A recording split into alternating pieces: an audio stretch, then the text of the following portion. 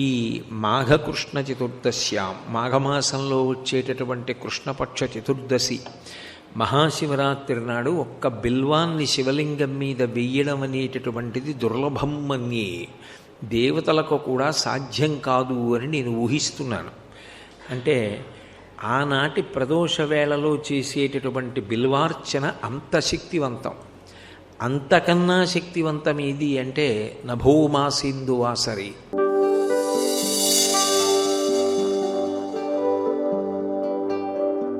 విశేషించి శ్రావణ మాసం శివారాధనకి చాలా చాలా యోగ్యమైనటువంటి కాలం.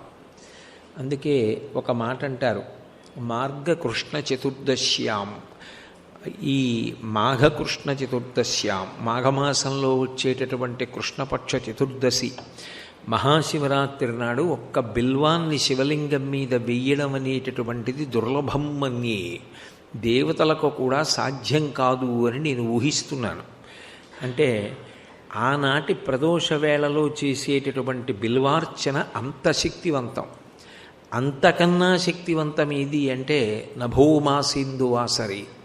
శ్రావణ మాసంలో వచ్చేటటువంటి సోమవారపు ప్రదోష వేళ పరమశక్తివంతం. ఆ రోజున పంచబిల్వాలతో ఎవరు పూజ చేస్తారో వాళ్ళు శివానుగ్రహం ఉంటే తప్ప అలా చెయ్యడం సాధ్యపడే విషయం కాదు అని. అటువంటి శివుని యొక్క వైభవం గురించి ఎంతసేపు మాట్లాడినా నిజానికి పూర్తయ్యేది కాదు. అలాగని ఎన్నాళ్ళు మాట్లాడినా పూర్తి చెయ్యడానికి వీలు లేనన్ని విషయాలు నాకు తెలుసునని కాదు. ఆయన వైభవం అంతటిది అని చెప్పడం వరకు మాత్రమే దాని అన్వయం. పరమేశ్వరుడు మహానుభావుడు, లోకపరిపాలకుడు. ఆయనే సృష్టికర్త, ఆయనే స్థితికర్త, ఆయనే ప్రళయకర్త. మూడు మూర్తులకును మూడు కాలములకు మూడు రూపములకు మూలమగుచు భేదమగుచు తుదిక భేదమయ్యొప్పారు బ్రహ్మమనగనీవే పాలనయన అంటారు పోతన గారు.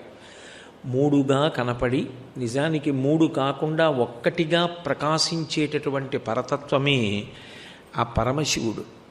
అటువంటి శివుని యొక్క భక్తిని పొంది ఉండడం అనేటటువంటిది కొన్ని కోట్ల జన్మల తర్వాత మాత్రమే సాధ్యమవుతుంది అని. శివభక్తి తనంత తానుగా మనశ్శాంతి కారణం. ఎందుకని అంటే ఆయుర్దాయం అంటారా ఆయన చేతిలోనే ఉంటుంది, ఆరోగ్యం అంటారా ఆయన చేతిలోనే ఉంటుంది. ఆయుర్సంబంధమైనటువంటి ఏ క్రతువు చెయ్యండి అది శివుని యొక్క అనుగ్రహాన్నే అపేక్షిస్తుంది.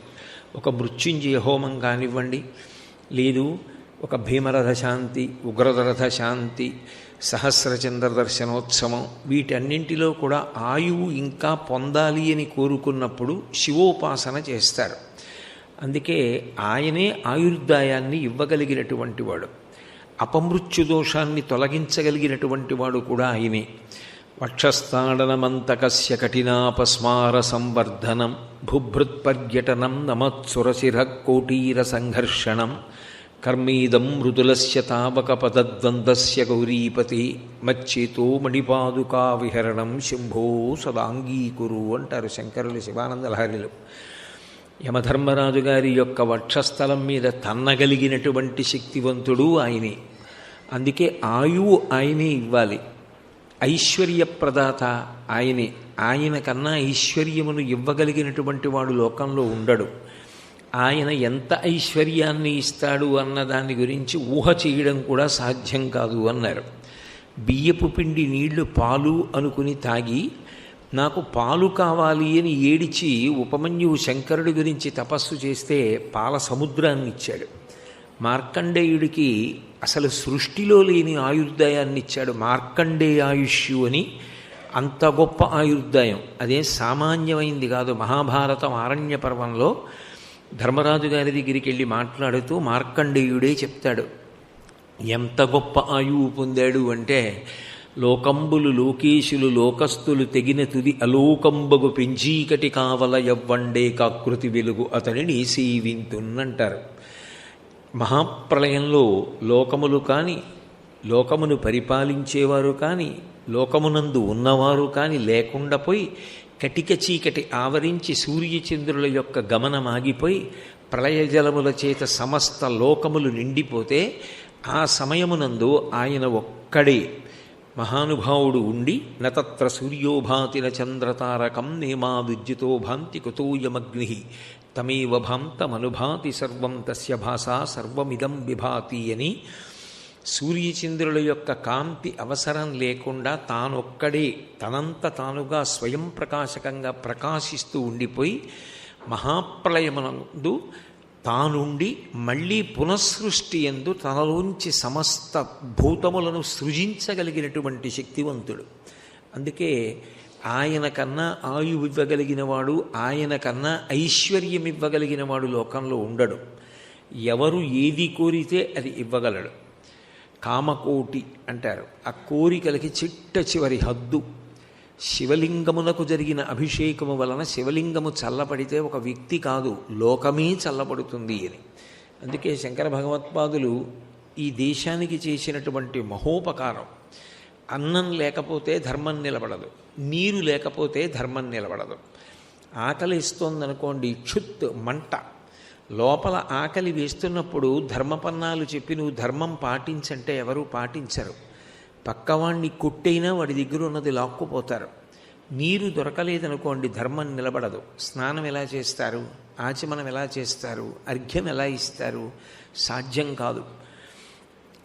ఈ దేశంలో ఉన్నటువంటి వారందరికీ కడుపు నిండా అన్నం దొరకాలని, నదులన్నీ కూడా పూర్ణంగా జలకళతో ప్రవహించాలని, ఈ రెండిటి చేత అన్నము తిని నీటిని ఉపయోగించుకొని ప్రాణములు నిలబెట్టుకుని కేవలము భోగమనుభవించడం ఒక్కటే కాకుండా భక్తి జ్ఞాన వైరాగ్యములను ప్రతివారు పొందాలని అన్నపూర్ణమ్మ దగ్గరికి వెళ్ళి కాశీపట్టణంలో నాకు అన్నం ఒక్కటే కాదు జ్ఞాన వైరాగ్య సిద్ధ్యర్థం భిక్షాం దేహీ చ పార్వతి అన్నారు శంకరులు.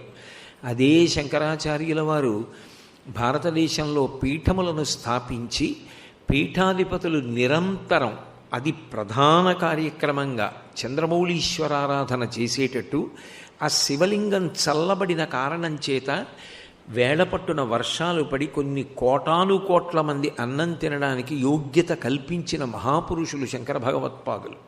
నిజానికి ఇవాళ మనందరం అన్నం తినగలుగుతున్నాం, వేళపట్టున వర్షాలు పడుతున్నాయి అంటే అది శంకర భగవత్పాదులు పెట్టిన భిక్ష. శంకర భగవత్పాదుల యొక్క అంశలో వచ్చినటువంటి వారి సంకల్పమును అనుసరించి పుట్టినటువంటి కారణజన్ములైన మహాత్ములు చేస్తున్నటువంటి చంద్రమౌళీశ్వరారాధన, దాని ఫలితంగానే ఇవాళ అన్నం దొరుకుతోంది. ఇప్పటికీ ధర్మం మీద అనురక్తి మిగిలింది. ధర్మం గురించి తెలుసుకోవాలని, ధర్మాన్ని ఆచరించాలని ఎందరో ప్రయత్నిస్తారు. ఆ ధర్మమేది అన్నది చెప్పినా శివుడే. రుచ్యా ధర్మాన్ అవలోకయతి ప్రాపయతి ఇది రుద్రః అని. అసలు ధర్మమును చెప్పాలంటే వేదము చెప్పాలి. ఆ వేదమేది? భగవంతుని యొక్క ఊపిరి. నేనొకటి, నా వాక్కొకటి కాదు. ఈశ్వరుడొకటి, ఈశ్వరుడి వాక్కొకటి కాదు. శివుడే సృష్టి ప్రారంభమునందు వేదమునిచ్చి వేదము ద్వారా ధర్మాన్ని లోకానికి నిర్ణయిస్తాడు. ఏది పాటించి తరించాలో అది ధర్మం. ఆచార ప్రభవో ధర్మ అంటాడు భీష్ముడు. పాటించనిది ధర్మం కాదు, ఏది పాటించారో అది ధర్మం. తెలుసుకున్నది ఒక్కటే ధర్మం అయిపోదు, తెలుసుకున్నది పాటించాలి. ఇహ సంతో నవాసంతి సతోవా నానువర్తసే తథాహి విపరీతాతే బుద్ధిరాచారవర్జిత అంటుంది సీతమ్మ. తెలుసుకుని ఆచరించనప్పుడు దాని వలన ఉపయోగం లేదు. అందుకే శంకర భగవత్పాదుల కాలంలో ధర్మప్రచారం చేయడానికి వారు సన్యాసాశ్రమ స్వీకారం చేసి ఆసీతు హిమాచల పర్యటన చేసి అందరికీ ధర్మాన్ని అందిస్తే వారి అవతార పరిసమాప్తి అయిపోయిన తరువాత కూడా అదే కోవలో మళ్ళీ ధర్మప్రచారం చెయ్యడానికి పీఠాధిపతుల్ని ఉంచి ఆ ధర్మప్రచారం నిరంతరంగా జరిగేటట్టు చేసినటువంటి మహాపురుషులు శంకర భగవత్పాదులు. ఆ శంకర భగవత్పాదులు ఎవరో కాదు, సాక్షాత్తు శంకరుడే. కైలాస శంకరుడే కాలడి శంకరుడిగా వచ్చాడు. అందుకే భక్తి జ్ఞాన వైరాగ్యములను ఇవ్వాలన్నా శంకరుడే, ఐశ్వర్యం ఇవ్వాలన్నా శంకరుడే, ఆయుర్దాయం ఇవ్వాలన్నా శంకరుడే, రోగము పోగొట్టాలన్నా శంకరుడే. ఎందుకనంటే దీర్ఘాయుర్దాయం ఉన్నది, ఐశ్వర్యం ఉన్నది, భోగమున్నది, కానీ రోగమే ఉన్నది. శరీరము నిండా రోగాలే. ఏమనుభవిస్తాడు? ఆ రోగాన్ని పోగొట్టగలిగినటువంటి వాడు కూడా శివుడే. అందుకే ప్రథమో దైవ్యోభిషకు అంటుంది రుద్రాధ్యాయం. ఈ లోకంలో మొట్టమొదట వైద్యుడి రూపంలో ఉన్నటువంటి వాడు సాక్షాత్తు శివుడే. అందుకే శరీరంలో రోగాన్ని పోగొట్టగలిగిన వాడు కూడా ఆయనే. చంద్రశేఖర భారతీ స్వామి వారు శృంగేరి పీఠాధ్యక్షంలో ఉన్నటువంటి కాలంలో వేదం చదువుకున్నటువంటి ఒక బ్రాహ్మణుడు ఆయన దగ్గరికి వచ్చి, నా భార్యకి అనారోగ్యంగా ఉంది అంటే, వేదం చదువుకున్నావు కదా, రుద్రం రోజు పారాయణ చేసి తీర్థం ఇయ్యి అన్నారు.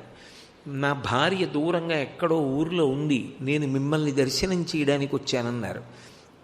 బెంగే ఉంది, తుంగానది ఒడ్డున కూర్చుని రుద్రాన్ని పారాయణ చేసి నీ భార్యకి తీర్థం ఇచ్చానని మనసులో భావన చేసి తీర్థం ఇవి తగ్గుతుందన్నారు. గురువాక్యము అన్న మాటకు అర్థం ఏమిటంటే శిష్యుడికి విశ్వాసం ఉండడం. గురువుగారిని పిలవడం గురువుగారు కాదు, గురువుగారు చెప్పిన దాని మీద విశ్వాసం ఉండి ఆచరించిన వాడు శిష్యుడు. అందుకే ఎవరి ఇంద్రియములు శిక్షింపబడ్డాయో, ఎవరి బుద్ధి శిక్షణ పొందిందో, ఎవరు అహంకార పరిత్యాగము చేసి గురువును అనుగమించాడో వాడు శిష్యుడు. మహానుభావుడు చంద్రశేఖర భారతీ స్వామి వారు చెప్పిన మాట విని రుద్రాధ్యాయం తుంగానది తీరంలో కూర్చొని పారాయణ చేసి తీర్థం ఇచ్చారు. అవతల భార్య గారికి శరీరంలో ఆరోగ్యం కలిగింది కాబట్టి ఆయన ఏమి ఇవ్వలేడు? శంకరుడు ఆరోగ్యాన్ని ఇవ్వగలడు, సమస్తం ఇవ్వగలిగినటువంటి వాడు. శివభక్తిలో ఉన్న గొప్పతనం ఏమిటంటే అన్నిటికన్నా దాని వలన కలిగేటటువంటి గొప్ప సంతోషం మనశ్శాంతి. ఇంతటి మహాశక్తివంతుడు, ఇంతటి పరబ్రహ్మం నావాడై ఉండగా, నేను ఆయనని నమ్ముకుని ఉండగా నాకు ఉపద్రవం జరుగుతుందా? ఒక్కనాటికి జరగదు. ఆయన నన్ను కాపాడుకుని తీరుతాడు. కాకపోతే కర్మఫలం అనుభవించాలి, ఏదో కష్టం వస్తుంది, మానసికంగా అనుభవించాలి, శారీరకంగా అనుభవించాలి తప్ప నేను చెయ్యవలసిన పుణ్యకార్యాలకి ప్రతిబంధక స్వరూపమైనటువంటి ప్రమాదం మాత్రం ఒక్కనాటికి జరగదు. ఎందుకు జరగదు? ఏమిటి నీ విశ్వాసం అంటే, నేను శంకరుడి పాదములు పట్టి ఉన్నాను, ఆయన పాదములు పట్టి ఉండగా నాకు అటువంటిది జరగడానికి వీల్లేదు, జరగదు. ఆయన ఉన్నాడు, ఆయన శంకరుడు. శంకరోతి ఇది శంకర, శుభములను చేకూరుస్తాడు. కాకపోతే చేసిన కర్మలు ఉండవచ్చు, దాని ఫలితాన్ని ఏదో దుఃఖరూపంలో అనుభవించాలి. అది శారీరకం కావచ్చు, మానసికం కావచ్చు, అంతవరకే. అందుకే ఆయన ఉన్నాడు అన్నది ఒక పూనిక, ఆయన ఉన్నాడు ఒక ధైర్యం, ఆయన పాదములు పట్టుకున్నాను ఒక ధైర్యం, ఆయన చెప్పిన మాట పట్టుకుని బ్రతుకుతున్నాను, ఆయన నన్ను కాపాడతాడు, శాంతికారకం. మీకు ఎన్ని ఉండనివ్వండి, మనశ్శాంతి లేనప్పుడు దాని వలన కలిగే ఉపయోగం ఏముంటుంది? శాంతి అన్న మాట ప్రయత్నపూర్వకంగా సాధించుకోగలిగినటువంటి శక్తివంతుడు మనుష్యుడొక్కడే. మిగిలిన ప్రాణులకు శాంతి అన్న మాట అర్థమయ్యే అవకాశం లేదు. అసలు ఆ శాంతి లేకపోతే, శాంతము లేకపోతే అసలు ఆ జీవితానికి అర్థమే లేదు. శాంతము లేక సౌఖ్యము లేదు సారసదల నయన అంటారు త్యాగరాజస్వామి. శాంతి లేనివాడికి, ఆ శాంతమును పొందనివాడికి ఎన్ని ఉండివాడు సంతోషంగా ఉన్నట్టు? ఎన్ని ఉన్నా సంతోషంగా లేడు. ఆ ప్రశాంతత మనసులో ఉందనుకోండి, ఇంత ఐశ్వర్యం ఆయనకి బాహ్యంలో ఉందన్న ప్రశ్న అన్వయము కాదు. ఆయన లోపల మహదైశ్వర్య సంపన్నుడు. ఎందుకంటే అంత శాంతిని పొంది ఉన్నాడు. ఆ శాంతి లోకంలో ఇద్దరు ఇవ్వగలరు అన్నారు శంకర భగవత్పాదులు. ఎవరివ్వగలరు అన్నారు? ఒకటి, చిన్నతనంలో కన్న తల్లి ఇవ్వగలదు. పసిపిల్లవాడు తనని తాను ఏమి రక్షించుకుంటాడు? ఆకలేస్తే అన్నం పెట్టు అని అడగగలడా? పాలిమ్మని అడగగలడా? రోగం వస్తే నాకు ఈ అనారోగ్యం వచ్చింది, తలనొప్పి పెడుతోంది, కడుపు నొప్పి పెడుతోంది, కాళ్ళు లాగుతోంది, కన్ను గుడ్డు నొప్పిడుతోందని చెప్పగలడా? చెప్పలేడు. తన మలమూత్రములను విసర్జించి ఆ మలమూత్రములలోనే దొర్లి ఆడుకుంటూ ఉంటాడు. చెవిలోకి చీమ విడితే చెప్పడం రాదు. ఏమీ రాకపోయినా వాడికి ఒక్కటి మాత్రం తెలుసు, ఏడిస్తే అమ్మొస్తుంది, అమ్మొస్తే నాకు అన్నీ వస్తాయి. అమ్మ ఉన్నది వాడికి అంతే తెలుసు, ఎక్కడో ఉంది అమ్మ. ఏడిస్తే అమ్మ వస్తుంది, అమ్మ ఎత్తుకుంటే చాలు, అమ్మ పెడితే చాలు, అమ్మ ఒళ్ళో పడుకుంటే చాలు. అందుకే మీరు పిల్లలు చూడండి, నిద్ర లేవగానే ఏడుస్తూ లేస్తారు. ఎందుకని అంటే వాళ్ళ ఏడుపులో అర్థం ఏమిటంటే వాళ్ళకి శాంతి కావాలి. నిద్ర లేస్తూనే వాళ్ళ శాంతిని అపేక్షిస్తారు. అది ఎక్కడ దొరుకుతుంది అంటే అమ్మ కనపడడంలో దొరుకుతుంది. మరి సృష్టిలో ఆ విచిత్రం ఏమిటో తెలియదు. నేను మాట్లాడుతూ ఉంటాను, నా భార్య మాట్లాడుతూ ఉంటుంది, నా కోడలు మాట్లాడుతూ ఉంటుంది. ఎక్కడో నా మనవడు లేచి కుయ్యి అంటాడు. మా ఇద్దరికన్నా తనకే వినపడుతుంది. మామయ్యగారు ఒక్క నిమిషం అని పరిగెత్తుకు వెళ్ళిపోతుంది కుర్చీ చరుపుకుని. అంటే మనవడు లేచాడని గుర్తు. తన అంచనా తప్పడం, అబ్బాయి వాళ్ళు లేవలేదండి, లేచాడనుకుని వెళ్ళాను అన్న సందర్భం ఉండదు. మరి ఎలా వినపడుతుందో తెలియదు. అలా వినపడుతుందంతే. అది తల్లితనం, అది మాతృత్వం, అది పరమేశ్వరుడు పెట్టాడు. ఆ తల్లి వెళ్ళి ముట్టుకుందనుకోండి, ఎత్తుకుందనుకోండి, అంతే, వాడు అన్నీ మర్చిపోతాడు. వాడికి ప్రశాంతత. ఎదురుగుండా మేడ మీద అమ్మ నించుని యువతల మేడ మీద వీడుండి మేనత్త అన్నం పెడితే వాడు తినడు, చెయ్యి చాపి అమ్మ కోసం ఏడుస్తాడు. అమ్మ వచ్చి ఎత్తుకుందనుకోండి చాలు, వాడికి శాంతి. ఏమీ తెలియని తనంలో కన్నతల్లి శాంతి. ఒక వయసు వచ్చిన తరువాత తెలియకపోవడం ఎలా ఉంటుంది? తెలుసుకోవడం దేనికి పనికి రావాలంటే, నన్ను అన్ని వేళల యందు అన్ని దేశముల యందు రక్షించగలిగిన వాడు శంకరుడు ఒక్కడే అని తెలుసుకోవడానికి నువ్వు చదువుకున్న చదువు పనికి రావాలి. చదివించిరి ననుగురువులు చదివిది ధర్మార్థముఖ్య శాస్త్రంబులునే చదివినవి కలవు పిక్కులు చదువులలో మర్మమెల్ల చదివితి తండ్రి అంటాడు ప్రహ్లాదుడు. ఏమిటి చదువుల మర్మం అంటే ఏదో పుస్తకం చదవడం కాదు, నాకు ఇన్ని విషయాలు తెలిసాయి కాదు. తెలియబడవలసినది ఏదంటే సకల దేశముల యందు, సకల కాలముల యందు, సకల అవస్థల యందు నిన్ను కాపాడగలిగినది, రక్షించగలిగినది, సంతోషపెట్టగలిగినది, శాంతినివ్వగలిగినది, మనసు ఉద్వేగపడకుండా చెయ్యగలిగినది ఆ శంకరుడు ఒక్కడే. ఏవో తాత్కాలికంగా ఒడుదుడుకులు రాకుండా ఎలా ఉంటాయి? మర్త్యలోకంలో పుట్టిన తరువాత సీతమ్మంతటిది కష్టపడింది, మనం ఎంతటి వాళ్ళం, వస్తాయి. కానీ ప్రమాదం నువ్వు భయపడిపోయి నేల మీద పడిపోయి ఏడవవలసినంత పరిస్థితి రాదు. ఎందుకు రాదు? శంకరుడు ఉన్నాడు. ఆయన ఉండగా నాకేం భయం? ఆయన నన్ను పొదివి పట్టి ఉంటాడు. అందుకే శాంతి దేని వలన కలుగుతుంది అంటే భక్తి వలన కలుగుతుంది. చూడండి, పిల్లవాడు అమ్మ చీరతో ఆడుకుంటాడు, అమ్మ చెప్పుల్లో కాళ్ళెడతాడు, అమ్మ వాడేటటువంటి వస్తువులు తీసుకుంటాడు, ఆఖరికి వాడికి ఏమీ అక్కర్లేదు. అందులో ఆడపిల్లలు చూడండి, అమ్మ కట్టి విప్పేసిన చీర కట్టుకుంటూ ఉంటారు. అమ్మ వాడిన వస్తువులు చాలు వాడికి మనశ్శాంతి కారకం. భక్తి ఎందంతే, భగవత్ సంబంధము కలిగిన వస్తువులు వాడికి ప్రీతిపాత్రం. అందులో బంగారం ఉందని కాదు, అందులో వెండుందని కాదు, అది కాదు వాడు చూసేది, దానికి ఈశ్వరుడితో సంబంధం ఉంది. శంకరులు శివానంద లహరిలో ఒక అద్భుతమైన శ్లోకం చేశారు. ఒక శ్లోకం ఏమిటి, ఏదో అలా అంటాను కానీ వారు ఏమన్నా అద్భుతాలే. సంతోషానికి ఆ మాట అండం అంతే. ఆనందాశ్రుభిరాతనోతి పులకం నైర్మల్యతశ్చాదనం వాచాశంఖముఖస్థితైశ్చ జఠరాపూర్తిం చరిత్రామృతై రుద్రాక్షైర్భసితేన దేవవపుషో భవద్భావనాపర్యంకే వినివేశ్య భక్తి జననీం భక్తార్భకం రక్షతి అంటారు. అర్భకం, అర్భకుడు పసిపిల్లవాడు, అర్భకుడు భక్తార్భకం, భక్తుడు అర్భకుడు. భక్తుడు పైకి లోకానికి ఎన్నో శక్తులు ఉన్నవాళ్లే కనపడినా, ఆయన చాలా గొప్పవాడని అనుకున్నా ఆయనలో ఆయన మాత్రం అర్భకుడు. అది గొప్పతనం. భక్తికి తాత్పర్యం ఎక్కడ ఉంటుందంటే, నేను ఇంతవాణ్ణి అనుకున్నవాడు కాదు భక్తుడు, నేను ఎంతవాణ్ణి అనుకున్నవాడు భక్తుడు. అంటే రాశీభూతమైనటువంటి వినయం. ఆయన ముందు నేనెంతటి వాణ్ణి, ఆయన నడిపించే బొమ్మ. అమ్మలేని నాడు పసిపిల్లవాడు ఏమిటి, ఆయన పొదివి పట్టకపోతే నా బ్రతుకు ఏమిటి అనుకున్నవాడు లోపల అర్భకుడు. అమ్మ ఉన్న పసిపిల్లవాడు అన్నీ ఉన్నవాడే, అమ్మలేని పసిపిల్లవాడు ఎంత శ్రీమంతుల బిడ్డైనా ఏమీ లేనివాడే. అలాగే ఎన్ని ఉన్నా నేనెంతటి వాణ్ణి, ఆయన చేత రక్షింపబడుతున్నాననుకున్నవాడు ఎప్పుడూ అమ్మున్నవాడే. వాడికి శాంతి తప్పింకే ఉంటుంది. అందుకే భక్తార్భకం రక్షతి, అర్భకుడిగా తనని తాను భావించుకునేటటువంటి భక్తుడున్నాడే వాడు పసిపిల్లాడి వంటివాడు. వాడిని ఎవరు రక్షిస్తూ ఉంటారు? శివభక్తి రక్షిస్తూ ఉంటుంది. శివభక్తి అన్న మాటకు అర్థం ఏమిటంటే ఆయన గురించి తలపు వెడుతూ ఉండడం, ఆలోచనలన్నీ ఆయన చుట్టూ తిరుగుతూ ఉండడం. పూజ గదిలో ఎంతసేపు కూర్చుంటారు? పూజ గదిలో బతికున్నంతకాలం కూర్చోవడం సాధ్యమా?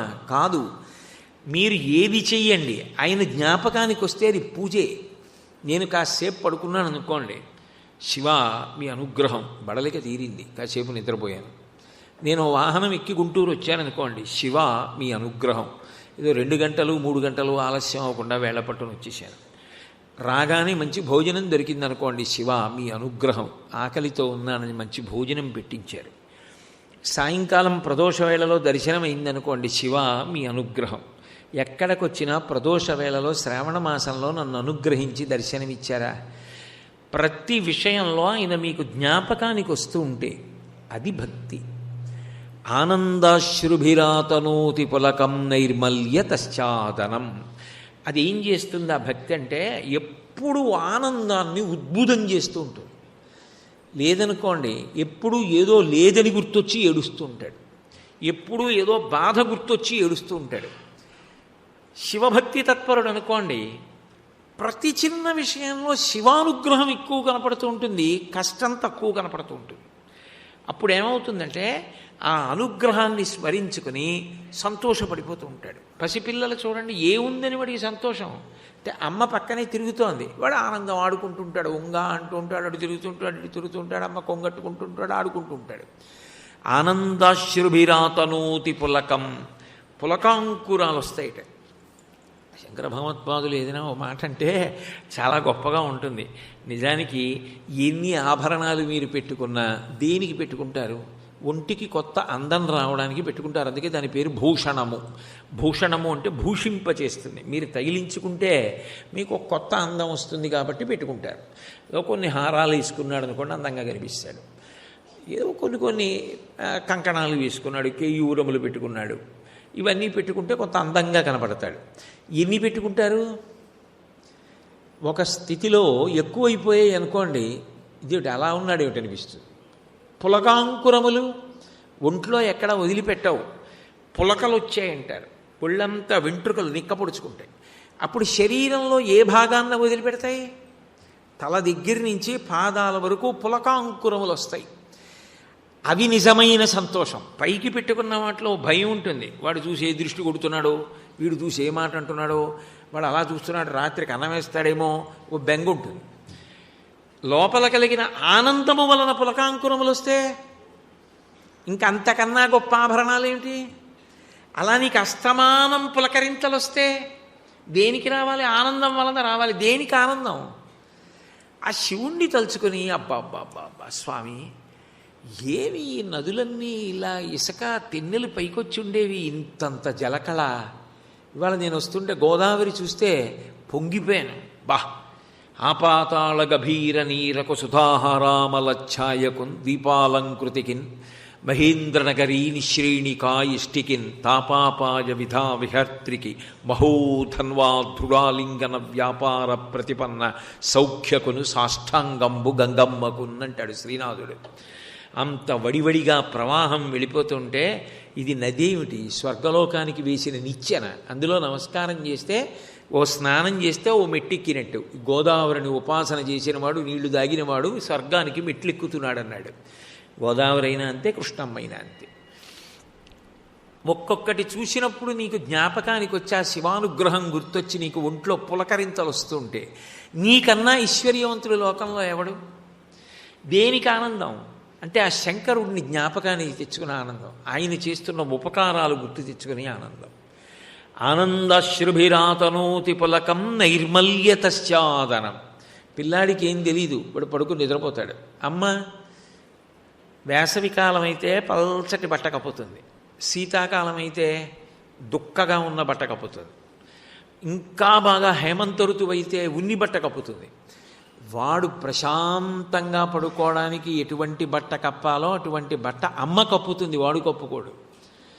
నిర్మలంగా మనసు ఉండగలిగినటువంటి స్థితిని ఆయన కప్పుతాడు మనకి, ఆయన కల్పిస్తాడు ఆ స్థితిని. నైర్మల్యతశ్చాదనం. దాని వలన ఇతరులు పాడవ్వాలన్న ఆలోచన మనసు ఎందు ఎప్పుడూ రాదు. మలమైందనుకోండి, మనసు కల్మషభూయిష్టమైందనుకోండి, ఎప్పుడు ఎవడో పాడవ్వాలని ఆలోచిస్తాడు. అమలం కమలోద్భవ గీత గుణం శమదం సమదాసురనాశకరం రమణీయ రుచిం కమనీయ తనుం నమః సాంబ శివం న తపాపహరం శివం శంకరం బంధురం సుందరీశం నటీశం గణీశం గిరీశం మహేశం దినేశేందునేత్రం సుగాత్రం మృడానీపతిం శ్రీగిరీశం హృదా భావయామి. అమలం ఆయన లక్షణమేది. ఆయన ఎప్పుడు నిర్మలంగా ఉంటాడు. ఆయన ఉపాసకుడికి మనసు నిర్మలంగా ఉంటుంది. ఏం ఉద్వేగపడి భయపడిపోడు, నిర్మలంగా ఉంటాడు. ఆ నైర్మల్యం, ఆ మనసు మలినమైన ఆలోచనలతో లేకపోవడం అన్న దుప్పటిని భక్తి అన్న అమ్మ కప్పుతుందిట, శివభక్తి. నైర్మల్యతశ్చాదనం వాచాశంక ముఖస్థితైశ్చ జఠరాపూర్తిం చరిత్రామృతై. అమ్మ పాలు పడుతుంది పిల్లాడికి. భక్తి ఎప్పుడు శివుడి గురించి ఏదో వినాలి, ఏదో వినాలి. నాకు ఇన్ని ఇచ్చిన స్వామి, ఇన్ని ఉపకారాలు చేసిన స్వామి, ఆయన గురించి వినాలి, ఆయన పూజ చెయ్యాలి, ఆయన్ని దర్శనం చెయ్యాలి. ఆయన్ని చూస్తూ ఉంటే ఏం ఆనందం, ఎంత సంతోషం, ఇన్ని చేసి ఏం తెలియనట్టు కూర్చున్నావా అని చూస్తూ పరమానందపడిపోవాలి. అప్పుడు ఏమైంది, ఎప్పుడూ ఆయన గురించినటువంటి ఆలోచనలు లోపలికి వెడుతుంటే ఆ వాక్కులు అనబడేటటువంటి శంఖంతో భక్తి అనేటటువంటి పాలని అమ్మ పడుతోంది, ఆ శివభక్తి అన్న తల్లి పడుతోంది. వాచాశంఖ ముఖస్థితైశ్చ జఠరాపూర్తిం చరిత్రామృతై రుద్రాక్షైర్భసితేన దేవవపుషో. మెడలో రుద్రాక్షలు వేసుకుని ఉంటాడు, విభూతి పెట్టుకుని ఉంటాడు. ఎందుకు? అవేవో అందం ఇస్తాయనో, లేకపోతే అందుకు కాదు. రుద్రాక్ష ఇది శివ సంబంధం. మా స్వామి ఉన్నట్టే మెడలో, అది కంఠానికి తగులుతుంటే నా స్వామి నన్ను పొదివి పట్టుకున్నట్టే. లలాటమునందు విభూతి పెట్టుకుంటే దాని పేరే భస్మ. భస్మ అన్న మాటకు అర్థం ఏమిటంటే, ఎన్ని కోట్ల జన్మలో ఎత్తడానికి కారణం ఏమిటంటే, ఏది స్మరణలో లేదో దాని వలన ఎత్తావు, ఏది స్మరణలో ఉండాలో అది లేదు, ఏది ఉండకూడదో అది ఉంది. అలా ఉన్న కారణం చేత జన్మలెత్తావు. ఇప్పుడు ఏది నీకు జ్ఞాపకం ఉండాలో అది ఉండేటట్టు చేయగలిగినది ఏదో అది భస్మ. అందుకని రుద్రాక్షైర్భసితేన దేవవపుషో రక్షాం. అమ్మేం చేస్తుంది, పిల్లాడికి రక్ష పెడుతుంది. రాత్రి పడుకుంటే ఇప్పుడు ఉలిక్కి పడకుండా బొటనవేలుతో విభూతి పెడుతుంది. అమ్మ విభూతి పెట్టి పడుకోబెట్టినట్టే భక్తి అన్న తల్లి, శివభక్తి అన్న తల్లి శివ సంబంధమైనవి అలంకారం చేసుకుని సంతోషపడేటట్టు చేస్తుంది. రుద్రాక్షైర్భసితేన దేవవపుషో రక్షాం భవద్భావనా పర్యంకే వినివేశ్య భక్తి జననీం. అమ్మ ఏం చేస్తుంది, పిల్లాడిని ఊయలలో పెట్టి ఊపుతుంది, ఊపుతూ నిద్రపుచ్చుతుంది. భక్తి అన్న తల్లి ఏం చేస్తుంది, శివభక్తి ఎప్పుడు శివుడి గురించినటువంటి తలపులలో ఊగుతూ ఉంటాడు. ఆ తలపులలో ఊగుతూ జోగుతూ ఆ శివుని యందు నిద్రపోవడమే స్వల్పకాలిక లయం, శివానుగ్రహమే నిద్ర. ఆ నిద్రలోకి వెళ్ళిపోతాడు. అంటే ఇప్పుడు ఏమైంది, చిట్ట చివరికి ఆ పరమేశ్వరానుగ్రహం చేతని ఆయనకి సంబంధించినటువంటి ఆలోచనలలోనే తాను నిద్రలోకి వెళ్ళిపోయాడు, స్వల్పకాలిక లయంలోకి. రుద్రాక్షైర్భసితేన దేవవపుషో రక్షాం భవద్భావనా పర్యంకే వినివేశ్య భక్తి జననీం భక్తార్భకం రక్షతి. తల్లి ఏ విధంగా అయితే పసిబిడ్డని కాపాడుకుందో అలాగే రుద్రాక్షలు, విభూతి ఇటువంటివి శరీరాన్ని, మనసు శివ సంబంధమైనటువంటి స్మరణల వలన పవిత్రమై శివానుగ్రహాన్ని పొందుతోంది. అయితే శివభక్తి యందు ఒక విశేషమైన లక్షణం ఉంటుంది. ఒక స్థాయిలో శివుడు ఏమవుతాడంటే ఏదో ఉపకార స్మరణంగా గుర్తొస్తాడు, నిజంగా మహానుభావుడండి, ఇన్ని చేశాడండి అని. ఒక స్థితిలో భయకారణమవుతాడు.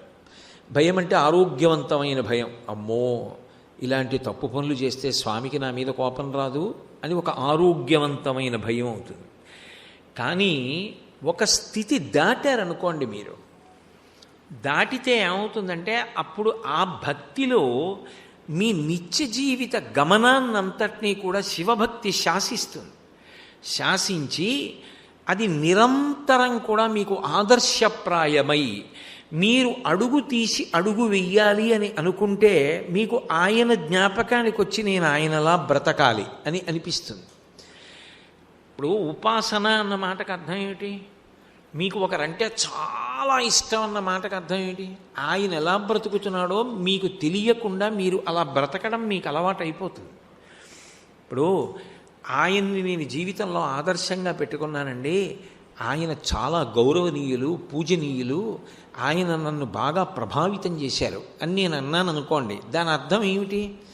ఆయన ఏం చెప్పారో, ఆయన ఏం చేస్తూ ఉంటారో నేను కూడా అదే చెప్తూ ఉంటాను, నేను కూడా ఆయన చెప్పిందే చేస్తూ ఉంటాను. అంటే నా నడవడి ప్రభావితము కావాలి, నా నిత్య జీవితము ప్రభావితం కావాలి. నా నిత్య జీవితం ప్రభావితం కాలేదనుకోండి, అప్పుడు భక్తి అన్న మాట ఒక పరిమితమైనటువంటి స్థితిని పొందింది. అప్పుడు అందులో మీకు ఏదో ఒక ఆరోగ్యవంతమైన భయము, లేదా ఆయన వలన నాకు ఈ ఉపకారం జరగాలి, ఆయన తప్ప నన్ను ఎవడు చూస్తాడు, నా యోగక్షేమములు ఆయన చేతిలో ఉన్నాయనేటటువంటి విశ్వాసం చేతనో మీరు ఆయనని పట్టుకుని ఉన్నారు. అంతకన్నా మీరు ఇంకా బాగా ప్రభావితులయ్యారనుకోండి, శివభక్తి బాగా పండిందంటారు. శివభక్తి పండితే ఏమవుతాడు? శివుడు అవుతాడు. ఒక వ్యక్తిని నమ్ముకుని బ్రతికినవాడు ఏమవుతాడు? ఆయనే అవుతాడు. బింబ ప్రతిబింబములలాగా ఆయన ఎలా బ్రతికాడో అలా బ్రతుకుతాడు. ఆయన గాంధేయవాది అంటారు. గాంధేయవాది అంటే ఏమిటి? గాంధీ గారు ఏం చెప్పారో ఆయన అదే చెప్తాడు, గాంధీ గారు ఏం చేశారో అదే చేస్తాడు. గాంధీ గారు నూలు వస్త్రాలు కట్టుకున్నారు, ఆయన నూలు వస్త్రాలు కట్టుకుంటాడు. గాంధీ గారు దేశభక్తి, ఆయనకి దేశభక్తి. గాంధీ గారు నమ్మిన సిద్ధాంతాలు, ఆయన అవే నమ్ముతాడు. గాంధీ గారు చెప్పింది దేశాభ్యున్నతికి కారణం అని గాంధీ గారు చెప్పుకున్నారు.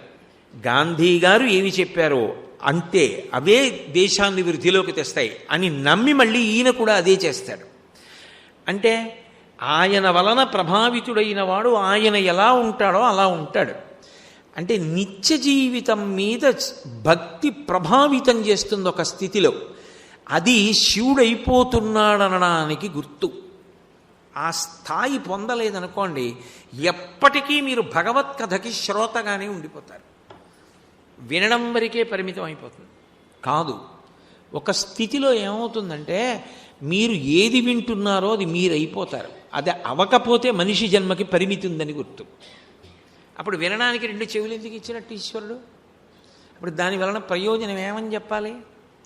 ఎందుకనంటే మీరు ఏది వింటున్నారో అది మీరు అయిపోతారని శంకరాచార్యులు వారే చెప్పారు. గళంతీ శంభోత్వచరిత సరిత కిల్బిషరజో దళంతీ ధీకుల్యాసరణిషు పతంతీ విజయతాం దిశంతీ సంసార భ్రమణ పరితాపోపశమనం వసంతీ మచ్చేతో హృదయవిషిదా శివానందలహరి. నేను విన్న శివకథలు చెవిలోంచి లోపలికి వెళ్ళినవి ఇక్కడ నిలబడిపోతే దాని అంతిమ ప్రయోజనం జననమరణ చక్రం నుంచి విడుదల పొంది సంసార భ్రమణ పరితాపోపశమనం, సంసార పరిభ్రమణం ఆగిపోయి నేను శివుని ఎందుకు కలిసిపోతున్నాను, పశువు పశుపతి ఎందుకు లయమైపోతున్నాడు అంటే ఆయన అయిపోతున్నారా లేదా? ఆయన అవ్వకపోతే దానికి అర్థం లేదా? భక్తికి ఎప్పటికీ అర్థం లేదు. భక్తి ఎప్పటికీ రెండుగానే ఉంచిందనుకోండి, నేను భక్తుడు ఆయన పరమేశ్వరుడు అనే ఉండిపోతే అది భక్తి పండినదనడానికి సాధ్యం కాదు. ఎందుకనంటే ఇక విడదీయడానికి వీలు లేని రీతిలో భగవంతుని యందు మీరు ఐక్యం అవ్వాలి. అలా ఐక్యం అవ్వాలి అంటే అసలు మీరు వింటున్న కథ యందు అంత అనురక్తితో విని అది మీ నిత్య జీవితాన్ని ప్రభావితం చేయాలి. ప్రభావితం చేయడం అంటే మీకు జ్ఞాపకానికి వస్తూ ఉండాలి. ఆయనైతే ఇది చేయడు, ఆయన ఇది ఇలా చేస్తాడు, నేను ఇలాగే ఉండాలి అని మీకు అన్వయం అవుతూ ఉండాలి. అన్వయమై జ్ఞాపకం వచ్చి మిమ్మల్ని ప్రభావితం చేస్తే చిట్ట చివర అదే అయిపోతారు. అది అనేక కారణాల వల్ల అవుతారు. ఒకప్పుడు భయంతో అయిపోయాడు, అతి భయంతో మారీచుడు రాముణ్ణి ఉపాసన చేశాడు. ఇంకా ఎంత భయపడిపోయాడు, ఎక్కడ చూసినా రాముడే కనపడ్డాడు. చెప్పాడు ఏదో వృక్షే వృక్షే చ పశ్యామి చీరకృష్ణాజినాంబరం అన్నాడు. నాకు ఎక్కడ చూసినా రాముడు కనపడుతున్నాడు అన్నాడు. చచ్చిపోయే ముందు రాముడి కంఠం వచ్చేసింది. అంటే రాముడు అయిపోయాడు. శివభక్తి కలిగిన వాడు శివుడైపోతాడు అంతే. నడవడి యందు కూడా ఆయన శివుడే. అందుకే శివమహాపురాణం ఓ మాట అంటుంది, అటువంటి వాడి దర్శనం త్రివేణీ సంగమ స్నానం అయిపోతుంది. ఎందుకంటే అది శివదర్శనం, అది భక్త దర్శనం కాదు. అప్పుడు ఆయన శివుడు అయిపోయాడు. ఆ ఉపాసన ఆయన్ని ఏం చేసిందంటే శివుణ్ణి చేసేసింది. అలా అయిపోతాడంతే వయసులో. ఆ సాధనలో ఆయన శివుడు అయిపోతాడు. ఆయన శివుడైపోయాడని ఆయనకి తెలియక్కర్లేదు. ఆయన ఎక్కడ అడుగు పెట్టాడో అక్కడ మంగళం. అంత ప్రశాంత స్థితిలో ఉంటాడు. ఒడిదుడుకులు ఉండవా? ఉన్నట్టు కనపడతాయి. సముద్రపు ఒడ్డున నిలబడ్డారనుకోండి, కెరటాలు వస్తూ ఉంటాయి, కాళ్ళని కొడుతూ ఉంటాయి, రాళ్ళని కొడుతూ ఉంటాయి. లోపలికి వెళ్ళి చూడండి, ఏ కెరటం ఉండదు. మీరు మెద్రాసులో విమానం దిగేటప్పుడో, విశాఖపట్నంలో విమానం దిగేటప్పుడో సముద్రం మించి వస్తూ ఉంటుంది. వస్తున్నప్పుడు సముద్ర మధ్యంలో ఓడలు కనపడతాయి. అక్కడ చూడండి, ఒక్క కెరటం ఉండదు.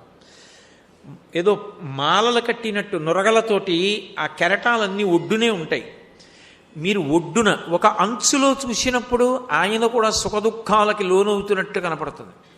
మీరు లోపలికి తొంగి చూడగలిగారనుకోండి, సముద్రం ఎంత గంభీరమో ఆయన అంత గంభీరం. అన్నిటికీ అతీతంగా ఉంటాడు. ఏ కెరటాలు ఆయన్ని స్పృశించవు. ఆయన శివుడయ్యాడు. అది అవుతాడు కాబట్టే భక్తికి చరమ ప్రయోజనం అది అయిపోవడమే అన్నారు శంకరాచార్యులు వారు. ఆ భక్తి గురించి చెప్తూ, అంకోలం నిజబీజ సంతతిరయస్కాంతోఫలం సూచికా సాధ్వీ నైజ విభుం లతాక్షితిరుహం సింధు సరిద్వల్లభం ప్రాప్నోతీహ యథా తథా పశుపతే పాదారవిందద్వయం చేతోవృత్తిరుపేత్య తిష్టతి సదా సా భక్తి ఇత్యుచ్యతే అన్నారు. భక్తికి పరమార్థం ఏమిటి అంటే రెండు కింద మొదలవుతుంది. మొదలై చిట్ట చివర ప్రవహించి వెళ్ళిపోయిన నది సముద్రంలో కలిసిపోయింది. ఇప్పుడు నదిని చూపించండి, వేరుగా లేదు. నది నీళ్ళేవి లేవు. నది నీళ్ళ రుచేది లేదు. నది నీళ్ళ రంగేది లేదు. సముద్రంలో కలిసిపోయింది. సముద్రంలో కలిసిపోయిన తర్వాత అంతా ఉప్పు నీరే, అంతా సముద్రపు నీరే. ఇక నదికి ప్రత్యేకంగా ఏ విధమైన ఉనికి లేదు. శివుడైపోయినవాడు జీవుడిలా కనపడతాడు, కానీ కాడు. జీవన్ముక్తుడయ్యాడు. జీవన్ముక్తుడు అంటే ఇప్పుడు చచ్చిపోయాక మోక్షం పొందాడని కాదు. ఇక్కడ ఉండగానే, సశరీరుడై ఉండగానే ఆయన శివుడైపోయాడు. నది సముద్రంలో కలిసిపోయినట్టు కలిసిపోయాడు. శరీరం పడిపోయాక విదేహమోక్షం అంటారు. చంద్రశేఖర భారతీ స్వామి, చంద్రశేఖరేంద్ర సరస్వతీ మహాస్వామి వాళ్ళందరూ పొందిన స్థితి అదే. కాబట్టి ఒక స్థాయికి వెళ్ళిపోయిన తర్వాత భక్తి యందు ఏమవుతుందంటే, ఉపకార స్మరణముగా కాదు, మీకు ప్రతి క్షణం మిమ్మల్ని ఆయన మార్గదర్శకుడుగా నిలబడి నడిపిస్తూ ఆయన చేత ప్రభావితులై ఆయన అయిపోతారు. అది శివుడైపోవడం అంటే. ఎలా అవుతారు అని మీకు ఒక అనుమానం రావచ్చు. నేను మీకు ఒక ఉదాహరణ చెప్తా. పుష్పదంతుడని మహానుభావుడు శివమహిమ్నా స్తోత్రం అని అద్భుతమైన మాటలు చేశాడు. నమో నేధిష్టాయ ప్రియదవదవిష్టాయ చ నమో, నమక్షోధిష్టాయ స్మరహర మహిష్టాయ చ నమో, నమో వర్షిష్టాయ త్రినయన అవిష్టాయ చ నమో, నమః సర్వస్మై తే తదిదమితి సర్వాయ నమః అన్నాడు. అసలు ఆయన కానిది ఉండదు. అది కూడా ఎలాగో తెలుసా? ప్రియదవ, చాలా ఇష్టంగా చేస్తాట. దేన్ని? రెండు విరుద్ధమైన పనుల్ని. సాధారణంగా విరుద్ధమైన పనులు రెండు ఇష్టంగా ఎవరు చేయరు.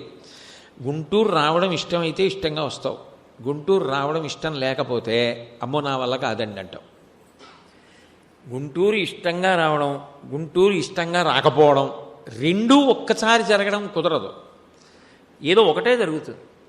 కానీ భగవంతుడి విషయంలో ఏమవుతుందంటే, ప్రియదవ, ఆయన ఏది చేసినా ఇష్టంగా మనస్ఫూర్తిగా చేస్తాడు. నీకు అది అలవాటు అవుతుంది. ఏది చెయ్యి మనస్ఫూర్తిగా చేస్తావు. చేసే ముందు ఇది నీ చేస్తున్నది మంచి పనేనా, నువ్వు ముందు నీకు నువ్వు నమ్ముతావు, నేను మంచి పని చేస్తున్నాను, నేను తప్పు చేయట్లేదు, నేను చేస్తున్నది మంచి పని, అప్పుడు చేస్తావు, మనస్ఫూర్తిగా చేస్తావు. ఆయన యందు విచిత్రం ఏమిటంటే, శివుని యందు ద్వంద్వములు ఉంటాయి, మనకు అలా కుదరదు. ఆయనంత దూరంగా ఉండేవాడు లేడు. నమో నేధిష్టాయ ప్రియదవదవిష్టాయ చ నమో, అంత దూరంగా ఉంటాడు. ఎక్కడున్నాడు శివుడు అంటే కైలాసంలో ఉన్నాడంటారు. కోటేశ్వరారు ఎక్కడ ఉంటారంటే కాకినాడలో ఉంటారు అంటారు. కాకినాడలోనూ ఉండడం, గుంటూరులోనూ ఉండడం నాకు సాధ్యం కాదు. గుంటూరు వస్తే కాకినాడలో లేను, కాకినాడలో ఉంటే గుంటూరులో లేను. శివుడు కైలాసంలో ఉన్నాడు కాబట్టి గుంటూరులో ఉండడు, గుంటూరులో ఉంటే కైలాసంలో ఉండడు అని అంటే అది అసలు శివభక్తికి సంబంధించిన మాటే కాదు. నువ్వు శివభక్తుడివి కావు. ప్రియదవ, ఆయన చాలా ప్రీతిగా దగ్గరగా ఉంటాడు, చాలా ప్రీతిగా దూరంగా ఉంటాడు. ఏమిటి దాని అర్థం అంటే రెండూ ఆయన చేయగలడు. ప్రీతిగా ఎందుకని అంటే నాకు శివుడు కావాలి అన్నవాడికి శివుడు అంత దగ్గరగా ఉంటాడు. నాకు శివుడు ఎందుకు, నా అంతవాడిని నేను అన్నవాడికి అవునురా అబ్బాయి నువ్వు అంతవాడివి అనంత దూరంగా కూడా ఉంటాడు. నువ్వు ఎలా కావాలంటే అలా ఉంటాడు. నువ్వు నాకు అక్కర్లేదంటే అలా అనకయ్యా అని నీ దగ్గరికి రాడు. నాకు కావాలంటే నువ్వు ఎంతవాడివని నేను రావాలయా అని రాకుండాను ఉండడు. నీ మనసు కోరితే నీకేం వచ్చని చూడడం. అందుకే కదా అంతమందికి వశుడయ్యాడు. 63 మంది నాయనారులు ఎలా వచ్చారు అంటే నీకేం వచ్చు కాదు చూసేది, నువ్వు ఎంత ఆయన కావాలని కోరుకుంటున్నావు చూస్తాడు. చూస్తే ఏమవుతాడు, నాకు శివుడు కావాలి కావాలని ఎవడు తాపత్రయపడ్డాడో వాడికి దగ్గర అవుతాడు. నాకు శివుడు అక్కర్లేదన్న వాడికి అంత ప్రేమగానూ దూరంగా ఉంటాడు. వద్దన్న వాళ్ళు మనకెందుకులేండి అని దూరంగా ఉంటాడు. చిత్రం ఏమిటో తెలుసా, వాడు వద్దన్నాడు కదా వాడి సంగతి చెప్తాను అని అపకారం ఏం చేయడు. ఆ ఊపిరే తీయిస్తాడు, ఆకలే వేయిస్తాడు, ఆదాహం వేయిస్తాడు, తిన్నన్నం జీర్ణం చేయిస్తాడు. కానీ పాడైపోయేది ఎవడంటే ఎవడ అక్కర్లేదు అనుకున్నాడో వాడు పాడైపోతాడు. అది తెలుసుకున్న తర్వాత మళ్ళీ దిద్దుకోవడానికి కోట్ల జన్మలు ఎత్తాలి. అది శివభక్తిలో ఉన్న గొప్పతనం. ఎందుకని అంటే భాస్కర రాయల వారు లలితా సహస్రనామ స్తోత్రానికి వ్యాఖ్యానం చేస్తూ మనిషి జన్మలో మనిషిని మనిషే ఉద్ధరించుకోవాలి, ఉద్ధరేణాత్మానాత్మానం అంటాడు. అందుకే గీతాచార్యుడు మనుష్య జన్మలో ఒకరిని ఒకరు ఉద్ధరించరు, ఎవడిని వాడు ఉద్ధరించుకోవాలి. నన్ను నేను ఉద్ధరించుకోలేదనుకోండి, ఎవడో ఉద్ధరిస్తాడు అనుకుంటే ఏం ఉద్ధరించాలి, అలా సాధ్యం కాదు. నాకు ఆకలిస్తే నీ తినాలి, నాకు నిద్ర వస్తే నీ పడుకోవాలి. అంతేగాని నాకు ఆకలిస్తే మా అబ్బాయి తింటే కుదరదు, నేనే తినాలి. నేను ఉద్ధరణ పొందాలంటే నేనే ఉద్ధరణకి కావలసిన పనులు చేసుకోవాలి. అక్కర్లేదని శివుడికి దూరం అయ్యాననుకోండి, శివుడు ఏమండవు. శివుడికి దూరంగా జరిగిపోతే ఏమవుతుంది, దేనికో దగ్గరగా జరిగిపోయావు. దేనికి దగ్గరగా జరిగిపోతావు, ఏదో భగవద్భక్తి లేదు. అయితే నేనేం పాడేయానండి, ఎన్ని కోట్లు సంపాదించాను, ఎంత అధికారం వెలగబెట్టాను, ఎన్నెన్ని పదవులు చేశాను. నేను ఎప్పుడు భగవంతుడిని నమ్మలేదు, అయినా నేను అంత స్థాయికి వెళ్ళానా లేదా. ప్రియదవ, ఆయన కోపం ఏం పెట్టుకోడు, కానీ జరిగి ఏమవుతావో చూసుకో అని వదిలేస్తాడు. అంతే, అంత ప్రేమగానే వదిలేస్తాడు. గత జన్మ పుణ్యానికి ఫలితం ఇచ్చేటప్పుడు ఈ జన్మలో నీకు ఐశ్వర్యం ఇవ్వనండవు, అధికారం ఇవ్వనండవు, దాని ఫలితం ఇప్పుడు ఇచ్చేస్తాడు. కానీ ఏమవుతుంది, ఆర్తచింత అని ఉంటుంది. చనిపోయే ముందు ఆఖరి ఊపిరిలో ఆఖరిసారి మనసు కదులుతుంది. మనసు కదలాలి అంటే ఊపిరి మీ ఆధారం చేసుకుని కదులుతుంది. చివరిసారి పీల్చడము, చివరిసారి వదిలేయడము చేస్తాడు. పీల్చి వదలకపోయినా వదిలి పీల్చకపోయినా చచ్చిపోయాడు కదా. ఆఖరి ఊపిరిలో కదులుతుంది మనసు. కదిలేటప్పుడు దాని లక్షణం ఏమిటంటే మీరు బ్రతికున్నంతకాలం దేన్ని బాగా ప్రీతిగా పట్టుకున్నారో దాన్ని స్మరిస్తూ వెళ్ళిపోతుంది. నేను బతికున్నంతకాలం శివుడికి దూరంగా జరిగిపోయాను, నాకు అక్కర్లేదు భగవంతుడు, జరిగిపోయాను. ఏదో ఎంతసేపు డబ్బు, పొలాలు, అధికారం, పదవులు, అందం, నేను ఇంత గొప్పవాణ్ణి, ఏదో ఇలాంటివన్నీ పెట్టుకున్నాను, అదే స్మరిస్తూ వెళ్ళిపోతాడు. ఈశ్వరుడు అంటాడు, ఈ పాటి పెట్టుకోవడానికి శాస్త్రాలు ఎందుకు, గురువులు ఎందుకు, మనుష్య జన్మ ఎందుకురా, నీకు స్వరపేటికనిచ్చాను, నువ్వు ఎప్పుడు మంచి మాటలు మాట్లాడలేదుగా. నా అంతవాణ్ణి నేనన్నావు, అది ఎవరన్నరో, సింహం అంటుంది, పులి అంటుంది, ఏనుగు అంటుంది, కుక్క అంటుంది, ఏ ప్రాణికైనా నా అంత దాన్ని నేనన్న భావనే ఉంటుంది. దీనికి మళ్ళీ మనుష్య జన్మ ఎందుకో, కోట్ల జన్మలు తిరిగెక్కవుతాడు. ఈశ్వరుడిది కాదు జోక్యం, మనది జోక్యం. అది ఉపాసన. లోపలికి చూస్తూ ఉంటాడు. అందుకే ఆయనకి తెలియనిది ఉందడు. మూడో కంటికి తెలియకుండా చెయ్యి అనొచ్చేమో, మూడో కంటివాడికి తెలియకుండా చెయ్యి సాధ్యం కాదు. వాడు అన్నీ చూస్తూ ఉంటాడు, ఇక్కడికి చూస్తూ ఉంటాడు. కాబట్టి ఆర్తచింత, దానికి వ్యతిరేకం రౌద్రచింత. నాకు వాడెవడో అడ్డొచ్చాడు, నేను అది పొందలేదు, లేకపోతే నేను అది సాధించుకోలేకపోయాను, నేను ఇది అనుభవించలేకపోయాను, వాడు నాకు అడ్డొచ్చాడు, కోపం. అదే స్మరిస్తూ వెళ్ళిపోయాడు ఆఖరి ఊపిరిలో. మళ్ళీ దానికి చెల్లెలు ఇది, ప్రేమకి చెల్లెలు కోపం. అందుకని మళ్ళీ కోట్ల జన్మలు తిరిగి ఎక్కువగా వెళ్ళిపోతాడు. ధన్యచింత, నేను ఇన్ని విన్నాను కానీ ఇంకా ఆ పై మెట్టు ఎక్కలేదు, నాకు రాలేదు, నాకు ఎప్పటికొస్తుంది, అలా నేను ఎప్పుడు చదువుతాను, అలా నేను ఎప్పుడు వింటాను, అలా జీవితంలో అనుష్ఠానంలోకి ఎప్పుడు తెచ్చుకుంటాను, నా జన్మకి సార్థక్యం ఎప్పుడు, అయ్యో ఇంత వయస్సు వచ్చేసిందే, ఇంకా వెనక్కి రాదు కదా, ఎప్పుడు చేస్తాను ఇదంతా ఈ అభ్యాసం అని తాపత్రయంతో వెళ్ళిపోతాడు. మంచి ఆలోచనతో వెళ్ళిపోయాడు కాబట్టి ఈశ్వరుడు ఏం చేస్తాడంటే మళ్ళీ మనుష్య జన్మనిచ్చి ఇంతకుముందు ఎందుకు పొందలేకపోయావో అవన్నీ పూరణ చేస్తాడు. మంచి విద్వాంసుడి కడుపున పుట్టిస్తాడు. ఆయన భక్తుడు చక్కగా చెయ్యి పట్టి పైకెక్కిస్తాడు. అంటే జనన మరణ చక్రం నుంచి దూరంగా తొలగిపోవడం మొదలైపోతుంది. ఈశ్వరుడికి దగ్గరైపోతాడు. శుక్లచింత, చిట్ట చివరది. ఈ శరీరం పడిపోతుంటే వాడు శివుడైపోయాడని గుర్తు. చివరి స్థితిలో పడిపోతుంది, అది చాలా సహజం. నేను గుంటూరు వచ్చినప్పుడు బట్టలు సర్దుకుని వచ్చాను. బట్టలు సర్దుకున్నప్పుడు చాలా జాగ్రత్తగా పెట్టిలో పెట్టుకుని వచ్చి ఇక్కడ విప్పి వేసుకున్నాను. ఇంటికి వెళ్ళాక అవన్నీ తీసి గుమ్మిలో పడేస్తాను ఉతకమని, ఎందుకంటే చెమట పట్టింది, మలినమైపోయింది. అలా ఈశ్వరుడు దీన్ని ఇచ్చాడు. ఇది ఋతుమంతం. అసత్యమైన దీన్ని వాడుకుని సత్యం తెలుసుకున్నాను. ఇది నేను కాదని తెలిసింది, లోపల ఉన్న ఆత్మ నేను. ఇది పడిపోతుంది, పడిపోతోంది, సహజం. సాక్షిగా ఉంటాడు. వాడిది శుక్లచింత, వాడిక మళ్ళీ రాడు, శివుడి ఎందో ఐక్యమవుతాడు. ఈ 4 చింతలు దేని వలన వస్తాయంటే నువ్వు శివుడి వైపు జరుగుతున్నావా అన్నదాన్ని బట్టి వస్తాయి. శివుడి వైపు జరగడం అంటే ఏమిటి? నీకు ఆయన జ్ఞాపకానికి వస్తూ ఉంటే నువ్వు శివుడి వైపు జరుగుతున్నావని గుర్తు. దానికి మీకు నేను ఒక్క ఉదాహరణ చెప్పాలి అంటే, ఏదో పెళ్ళైపోయిన వాళ్ళు, వృద్ధులో, మధ్య వయస్కులో, యువకులో కాదు, మీరు ఏ స్థాయిలో ఏ ఆశ్రమంలో ఉండండి, శివుడు మీకు ఆదర్శం అవుతాడు. విద్యార్థి, బ్రహ్మచారి అన్నాను అనుకోండి, శివుడు ఆదర్శం. ఎందుకని? శివుడెవరు? విద్యార్థి, బ్రహ్మచారి అన్నాను అనుకోండి, చదువుకోవలసిన వాడు, చదువు నేర్చుకోవలసిన వాడు అని కాదు. ఆయనకి పుట్టుక బ్రహ్మచారి, గృహస్థు, వానప్రస్థు, సన్యాసి లేవుగా. లేనప్పుడు ఆయన ఎలా ఉన్నా ఆయన కన్నా విద్యలు తెలుసున్నవాడు ఈ లోకంలో లేడు. ఆయనే సకల విద్యాస్వరూపుడు. ఈశాన సర్వ విద్యానాం ఈశ్వర సర్వభూతానాం బ్రహ్మాధిపతి బ్రహ్మణోధిపతి బ్రహ్మా శివో మే అస్తు సదాశివోం. సదాశివ అన్న మాట ఉంటుంది. సదా విష్ణు, సదా బ్రహ్మ ఉండవు. ఎందుకో తెలుసా? సదాశివ అంటే ఇన్ని విద్యలు తెలిసి ఉండడానికి ప్రయోజనం ఏమిటై ఉండాలి? 10 మందికి నువ్వు శాంతికారకుడవు అవ్వాలి. 10 మందిని సంతోష పెట్టడానికి నీ జన్మ పనికి రావాలి. 10 మందిని పాడు చేయడానికి పనికొస్తే కామక్రోధములు పట్టుకున్నాయని గుర్తు. అప్పుడు నువ్వు శివుడు అవ్వట్లా.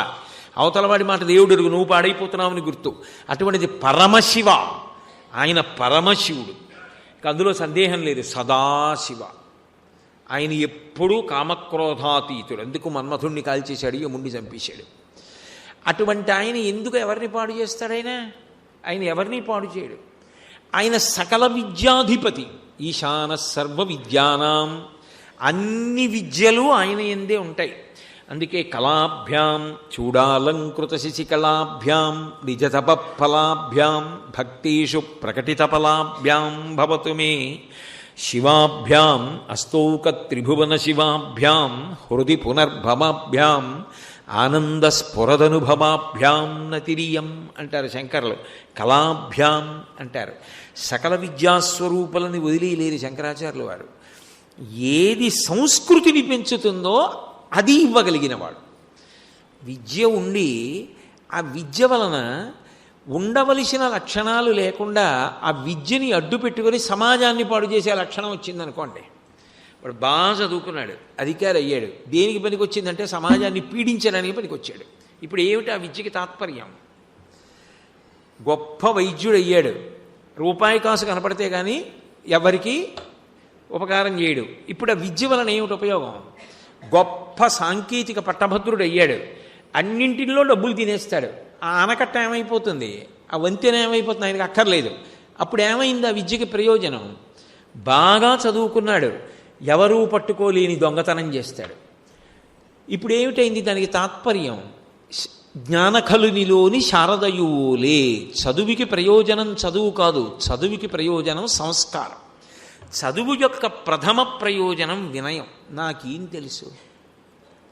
ఎంతమంది మహాత్ములు ఉన్నారు.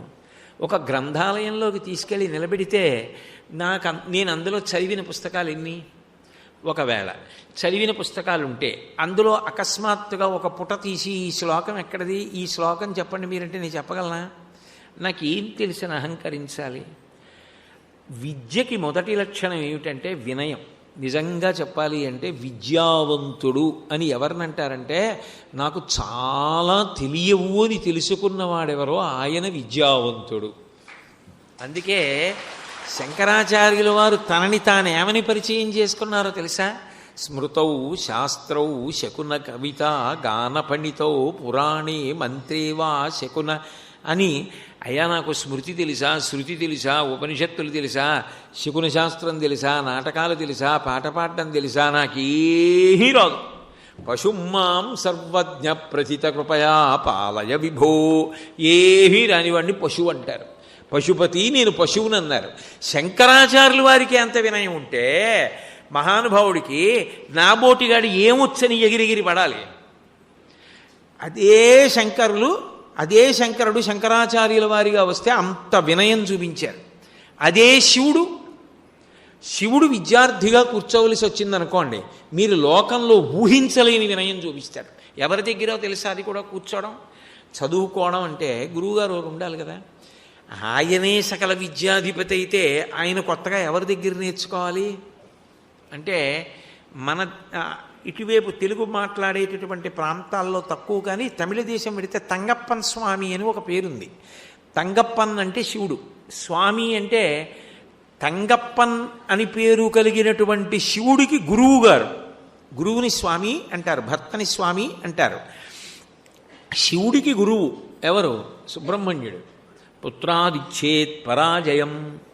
కొడుకు ఒకసారి అన్నాడు, నాన్నగారు ప్రణవం గురించి నాకు గొప్ప ఆలోచన స్ఫురించింది తపస్సులో, నేను ఆ ప్రణవార్థాన్ని ఉపదేశం చేస్తానన్నాడు. అయితే చెప్పరా అన్నాడు.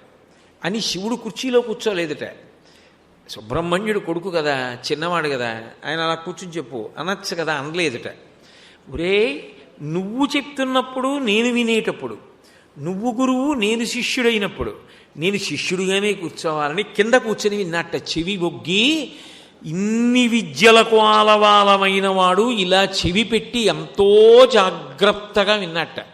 మధ్యలో మాట్లాడకుండా, అక్షరం జారిపోకుండా, అంత వినయంగా, అంత జాగ్రత్తగా విన్నట్ట. పోనీ ఏదో గంట అలా విన్నాళ్ళు ఇద్దరు అంటారేమో. ఆ లక్షణం ఎక్కడి వరకు వెళ్ళిందో తెలుసా? అదే శివుడు శంకరాచార్యుల వారిగా వచ్చారు. త్యక్వా మౌనం వట విటపినో మూలతో నిష్పతంతి శంభోర్మూర్తిశ్చరతి భువనే శంకరాచార్య రూప. శంకరాచార్యుల వారిగా వచ్చారు. వచ్చి తిరుచెందూరు క్షేత్రానికి వెళ్ళారు. మీరు తిరుచెందూరు వెడితే ఇప్పటికే ఒక కథ చెప్తారు. తిరుచెందూరు శంకరాచార్యుల వారు వెళ్ళలేదట. వెళ్లకుండా వెళ్ళిపోతుంటే సుబ్రహ్మణ్యుడే వృద్ధ బ్రాహ్మణ రూపంలో కనపడి గొప్ప క్షేత్రాన్ని వదిలేశావు, రమ్మంటే వెళ్ళారట. ఆయన ప్రమేయం లేకుండా ఆయన నోటి వెంట సుబ్రహ్మణ్య భుజంగం వచ్చింది. అది ఎక్కడ చెప్పారో తెలుసా? తిరుచెందూరులో చెప్పారు. తిరుచెందూరులో చెప్పారంటారు. సుబ్రహ్మణ్యుడి దగ్గర కాదు చెప్పింది, శంకరాచార్యులు వారు చెప్పింది శివలింగం ముందు చెప్పారు. తిరుచెందూరులో సుబ్రహ్మణ్యేశ్వర స్వామి వారి దేవాలయం వెనకాతల ఒక గొప్ప శివలింగం ఉంది. సర్వసాధారణంగా ఎవరికి కనపడదు. ఇది ఒకసారి ప్రస్తావన వస్తే కంచి కామకోటి పీఠాధిపత్యంలో ఉన్న ప్రస్తుత పీఠాధిపతులు శంకర విజయేంద్ర సరస్వతి స్వామి వారు నా మీద అనుగ్రహంతో ఈ మాట చెప్పి, ఈ మాట నువ్వు తిరుచెందూరు వెళ్ళినప్పుడు చూద్దువు కానివి భుజంగం చెప్పిన చోటు అన్నారు. నేను తిరుచెందూరు వెడుతున్నప్పుడు వారికి మనవి చేశాను, అయ్యా నేను తిరుచెందూరు వెడుతున్నానంటే వారు ఒక విద్వాంసుని పంపించారు. వారు మమ్మల్ని తీసుకెళ్లారు శివాలయంలోకి. అక్కడ నిలబడి చేశారు సుబ్రహ్మణ్యం అని ఆ తీసుకెళ్లిన విద్వాంసులు కూడా చెప్పారు. శివుడి ముందు శివుడే చెప్పాడు. ఎవరిని? సుబ్రహ్మణ్య భుజంగం చెప్పారు సుబ్రహ్మణ్యుడి గురించి. ఆ సుబ్రహ్మణ్య భుజంగం చెప్తున్నప్పుడు శివలింగం ముందు శివుడే నించున్నాడు. శంకరాచార్యులు వారు ఎవరో కాదుగా, శివుడేగా. నించున్నప్పుడు నా కొడుకన్న మాట అనలేదు. అనకుండా భవాన్ లోకతాతః అహం చాపి బాలు, నేనెవరు, చిన్న పిల్లాడిని, చదువుకుంటున్నవాడిని. మీరు భవాన్ లోకతాతః, లోకాలన్నిటికీ మీరు గురువులు, పెద్దవారు. క్షమస్వాపరాధం, నన్ను క్షమించండి. అంటే అవతారం తీసుకున్నా కూడా గురుభక్తి అలాగే ఉంది సుబ్రహ్మణ్య భుజంగంలో. అంటే అసలు ఒక గురువు దగ్గర పాఠం నేర్చుకోవడం అన్న ప్రశ్న వస్తే శివభక్తి ఉన్నవాడికి ఎవరు ఆదర్శం? శివుడే ఆదర్శం. అంత ఈశాన సర్వ విద్యానాం ఈశ్వర సర్వభూతానాం బ్రహ్మాధిపతి బ్రహ్మణోధిపతి తన కొడుకు దగ్గర పాఠం నేర్చుకుంటే అంత వినయంగా విన్నాడు. అవతారం మార్చి శంకరాచార్యుల వారిగా వచ్చాడు. జగద్గురు, లోకాలకన్నిటికీ జ్ఞానభిక్ష పెట్టడానికి, వేదధర్మాన్ని నిలబెట్టడానికి వచ్చారు. అటువంటి అవతారంలో కూడా మళ్ళీ సుబ్రహ్మణ్యుడి గురించి మాట్లాడితే భవాన్ లోకతాతః, మీరు లోకానికి అంతటికీ పెద్ద, నేనెంతటి వాడిని. క్షమస్వాపరాధం, గురువుల దగ్గర చెప్తారు, అయ్యా నా అపరాధములు మన్నించండి అంటారు. గురువు ఒకటి, భగవంతుడు ఒకటి కాదు, గురువే భగవంతుడు, భగవంతుడే గురువు. అందుకే భవాన్ లోకతాతః క్షమస్వాపరాధం, నా యొక్క అపరాధములన్నీ క్షమించండి అన్నారు. అంతేగాని గురువుగారి దగ్గరికి వెళ్ళి గురువుగారు వచ్చేసానండి, గురువుగారు ఇచ్చేసానండి, అదే ఆ గురువుగారి దగ్గర మాట్లాడే తీరు. హనుమ ఎలా మాట్లాడతారు సుందరకాండలో? ఒక్క ఎక్కువ మాట మాట్లాడరు రాముడి దగ్గర. అందుకే ఆజ్ఞాపాలక హనుమ అని గురువుగారి దగ్గర ఇలా వింటారు అంతే. గురువుగారి దగ్గరికి వెళ్ళి నీ చేశానేమిటి, గురువుగారి దగ్గరికి వెళ్ళి నీ చేశాననరు. గురువుగారి దగ్గరికి వెళ్ళి గురువుగారు నా తప్పులు క్షమించండి అంటారు. ఎందుకంటే చేసేటప్పుడు ఎక్కడైనా నీ చేశానన్న భావంతో చేశానేమో గురువుగారు, చేయించింది మీరు లోపలుండి అది మరిచిపోయి నీ చేశానన్న భావం నాకు వచ్చిందేమో, క్షమించండి అని ముందు మాట ఏమంటారంటే గురువుగారు నన్ను మన్నించండి అని, మీరు చెప్పిన పని మీ అనుగ్రహంతో పూర్తయింది అంటారు. అది శివుడిగా సుబ్రహ్మణ్యుడి దగ్గర పాఠం విన్నవాడు శంకరాచార్యుల వారిగా తిరుచెందూరులో స్తోత్రం చేస్తే క్షమస్వాపరాధం భవాన్ లోకతాతః, ఏమి శిష్యుడండి? శివభక్తి అన్న మాటకు అర్థం ఏంటి? ప్రదక్షిణం చేశాను, ఇలా నమస్కారాలు పెట్టాను కాదు, జీవితంలోకి అన్వయం అవుతోందని గుర్తు. వాడు శివుడైపోతున్నాడని గుర్తు. అప్పుడు ఏమవుతాడు? ఒక గురువుని చూశాడు అనుకోండి, ఇక అంతకన్నా గొప్పవాడు ఈ లోకంలో నాకు లేడు. ఒక కొడుకు దగ్గర పాఠం నేర్చుకుంటే శివుడు అలా అంటే, మరి మీరు పాఠం నేర్చుకుంటే, నేను పాఠం నేర్చుకుంటే, మీరంటే పెద్దలు, అన్నీ తెలుసున్నవారు. నా బోటిగాడు గురువుగారి ముందుకు వెళ్ళినప్పుడు ఎలా ఉండాలి, ఎంత జాగ్రత్తగా ఉండాలి? ముందు గురువుకి క్షమాపణ చెప్పి కదు చెయ్యాలి. ఏది చేసినా గురువు కనపడ్డారు అనేటప్పటికీ ముందు చెయ్యవలసింది గురుపాదోదకం శిరసి నిక్షిప్య, గురువుగారి కాళ్ళు కడిగి తల మీద చల్లుకోవాలి. అది మనకి ఉద్ధరణ హేతువు, సమస్త పాపములను తీసేస్తుంది. అది మహానుభావుడు శివుడు చేశాడు, ఆ వినయం చూపించాడు. ఎందుకంటే గురు శిష్యులు అంటే వినీతుడు వినేయుడు అని పేర్లు. గురువు దగ్గరికి వెళ్ళేటప్పటికి ఇలా తగ్గిపోతాట, లఘు అయిపోతాట. నేనెంతటి వాడినని, ఎంత చిన్నవాడైపోవాలో అంత చిన్నవాడైపోతాడు కాబట్టి లఘు, ఇంతకన్నా పెద్దవాడు లేడంటట ఆయన గురువు. కాబట్టి శివుడు అలా ఉన్నాడు, నేను అలా ఉండాలి కదా. మా గురువుగారి దగ్గరికి వెళ్ళినప్పుడు అలా ఉండాలి కదా, మా గురువుగారిని తలుచుకుంటే అలా ఉండాలి కదా. ఆయన అవతారం మార్చినా అంత వినయంగా ఉన్నారు కదా. నేర్చుకున్నదాన్ని అలా అన్వయం చేసి లోకం కోసం బ్రతికాడు కదా. నేను కూడా అలా ఉండాలి కదా. నేను చదువుకున్న చదువు వల్ల నేను నేర్చుకున్నది ఏమైనా ఉంటే దానివల్ల నాకు వినయం రావాలి కదా. వినయంతో నేను అలా నడవాలి కదా. గురువుల పేరు చెప్పేటప్పటికి వంగిపోవాలి కదా. గురువు భక్తి లేని జీవితం గుడ్డి జీవితం కదా. ఇప్పుడు ఆదర్శం ఎవరయ్యారు? శివుడయ్యారు. ఆయన కన్నా విద్వాంసుడు లేడు. నీకో 4 పద్యాలు వచ్చాయి, నీకో 4 శ్లోకాలు వచ్చాయి. నీకు పక్క పండితుడిని చూసి అసూయ ఉంటే, నీకు పక్క పండితుడిని చూసి ద్వేషం ఉంటే ఎలా శివభక్తుడివి? దేనికి విభూతి, దేనికి బొట్టు, దేనికి రుద్రాక్షలు వేసుకోవడం, ఎందుకు ఈ ప్రవచనాలు? పక్క పండితుణ్ణి కాదు, 4 ముక్కలు మాట్లాడేవాడిని చూసినా, 2 మంచి పనులు చేసేవాడిని చూసినా, అబ్బాబ్బాబ్బాబ్బా ఎన్ని మంచి పనులు చేస్తున్నాడని గ్రహించి ప్రేమతో దాని గురించి నువ్వు చెప్పగలగాలి. శివుడి చదువుకి సార్థక్యం ఏమిటి? ఈశాన సర్వ విద్యానాం అంటే మాణిక్యవాచకర్రు ఎప్పుడెప్పుడు శివుడి మీద పొంగొస్తే అప్పుడప్పుడు ఎక్కడ పడితే అక్కడ నిలబడి శివుడి మీద పత్రికలు చెప్పేసేవారు. చెప్పేసి వెళ్ళిపోయేవారు. ఆయనేం కాగితాలు కళాలు పెట్టి ఆయనేం రాయలేదు. పరవశం కలిగినప్పుడల్లా శివుడి మీద చెప్పి వెళ్ళిపోయారు. మాణిక్యవాచకర్ పెద్దవారైపోయారు. మరి పెద్దవారైపోయాక శరీరం వదిలేయరు, శరీరం వెళ్ళిపోతుంది. శరీరంతో పాటు మాణిక్యవాచకర్ చేసినటువంటి స్తోత్రాలు వెళ్ళిపోతాయి. అవి మాణిక్యముల వంటివి, అవి ఉండాలి లోకానికి. ఎవరు వెళ్ళారో తెలుసా? శివుడు వెళ్ళాడు. ఎలా వెళ్ళాడో తెలుసా? నేర్చుకునేవాడిగా వెళ్ళాడు. వెళ్ళి అభ్యర్థించాడు, మీ మాటలు మాణిక్యములు, అవి మామూలు మాటలు కావు, అవి చదువుకున్న వాళ్ళు ఉద్ధరింపబడతారు. మాణిక్యముల వంటి మీ మాటలు గాలిలో వెళ్ళిపోవడానికి వీల్లేదు, వాటికి శాశ్వతత్వం కావాలి. మీరు శ్రమ తీసుకుంటారా నా కోసం? ఎందుకు మాట్లాడడం శ్రమ, ఊపిరి మీద పనిచేస్తుంది. ఊపిరి ఎక్కువ ఖర్చు అయిపోతుంది మాట్లాడడంలో. ఎక్కువ ఖర్చు అయిపోతే తొందరగా మృత్యు వస్తుంది. ఊపిరిల మీద జీవితం ఆధారపడుతుంది. మీరు లోకం కోసం అనేక సార్లు స్తోత్రాలు చేశారు, ఇప్పుడు ఇంకొకసారి చేస్తారా? మీ మాటలు మాణిక్యములు కదా, మాణిక్యములు నేల మీద పడిపోతే వదిలేస్తారా? ఏరి మూట కట్టుకోరు. నేను ఒక్కసారి మూట కట్టుకుంటాను, మళ్ళీ ఒక్కసారి చెప్పండి అన్నాడు. ఆయనకి పరవశం, ఆయనకి ఇంకా కాలం తెలియదు శివుడి గురించి చెప్పమంటే. రాత్రి కూర్చున్నాడు ఆయన 8ంటికి, తెల్లవారుజామున 3 వరకు ఆయన చెప్పేస్తూనే ఉన్నాడు శివుడి గురించి. ఈయన రాసుకుంటూనే ఉన్నారు. ఎవరు? శంకరుడు. అన్నీ రాసేశాడు. రాసేసి చెప్పాను లేవయ్యా సాధ్యమైనన్ని, అంతకన్నా మీకు శ్వాసకి బాధ పెట్టను, బహు సంతోషం అని ఈ వ్రాసిన తాళపత్ర గ్రంథాలన్నీ తాడు కట్టి నందీశ్వరుడి ముద్ర వేశారు. వేసి చిదంబరంలో నటరాజస్వామి పాదాల దగ్గర పెట్టాడు. ఎవరా నటరాజు? శివుడే. నటరాజు ఎవరు? సమస్త విద్యలకు అధిదేవత. ఆయన పాదాల దగ్గర పెట్టారు. పెడితే అవి పొద్దున్న అర్చకులు వచ్చి చూశారు. మాణిక్యముల వంటి మాటలు కలిగిన వాడు కాబట్టి మాణిక్యవాచకర్రని బిరుదునిచ్చి శివుడనైన నేనే రాత్రి ఆయన ఇంటికి వెళ్ళి కూర్చుని కింద కూర్చుని మాణిక్యవాచకర్ చెప్పిన స్తోత్రాలన్నీ వ్రాసి తెచ్చాను. అవే ఈ తాళపత్ర గ్రంథాలు. ఇవి లోకంలో ప్రఖ్యాతి పొందాలని శివశాసనం, అందుకని నందికేశ్వరుడి ముద్ర వేశానని చిదంబరంలో నటరాజు పాదాల దగ్గర పెట్టారు. అది చదివారు. ఉపోద్ఘాతం అంటారు కదా, అది చదివి ఆశ్చర్యపోయారు. ఆశ్చర్యపోయి గబగబా వెళ్ళి మాణిక్యవాచకర్కి చెప్తే మాణిక్యవాచకర్ లోపలికి వచ్చారు. శివ, రాత్రంతా కింద కూర్చున్నావా?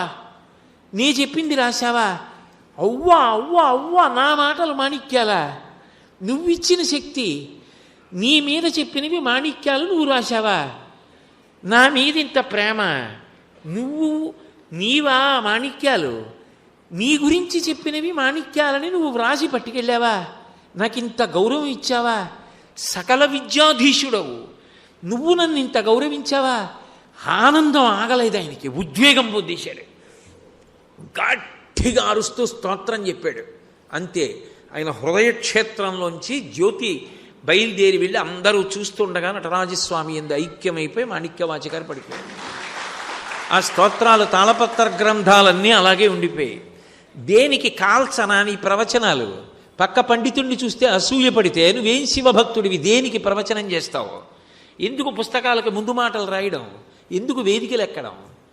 కాదు, 4 మాటలు వచ్చిన వాడిని, చిన్న పిల్లవాడి దగ్గర నుంచి ప్రతి వారిలో మంచిని చూసి, లేదు లేదు లేదు లేదు పాపం అతనిలో ఆ మంచితనం ఉంది అని నువ్వు ముందు మంచి గురించి మాట్లాడగలిగితే, అవతలవాడు సంతోషంగా ఉండాలని కోరుకోగలిగితే నువ్వు శివుడు అవుతున్నావని గుర్తు. లేనినాడు నువ్వు దారి తెప్పావు, నీకు శివుడు అర్థం కాలేదు, నీకు అన్వయం కాలేదు జీవితంలో. శివకథలు, శివభక్తి వినడానికి మాత్రమే పనికొచ్చేవి కావు, జీవితంలోకి అన్వయం చేసుకుంటే శివుడు అవుతాడు. తింటే కదా నేనవుతాను.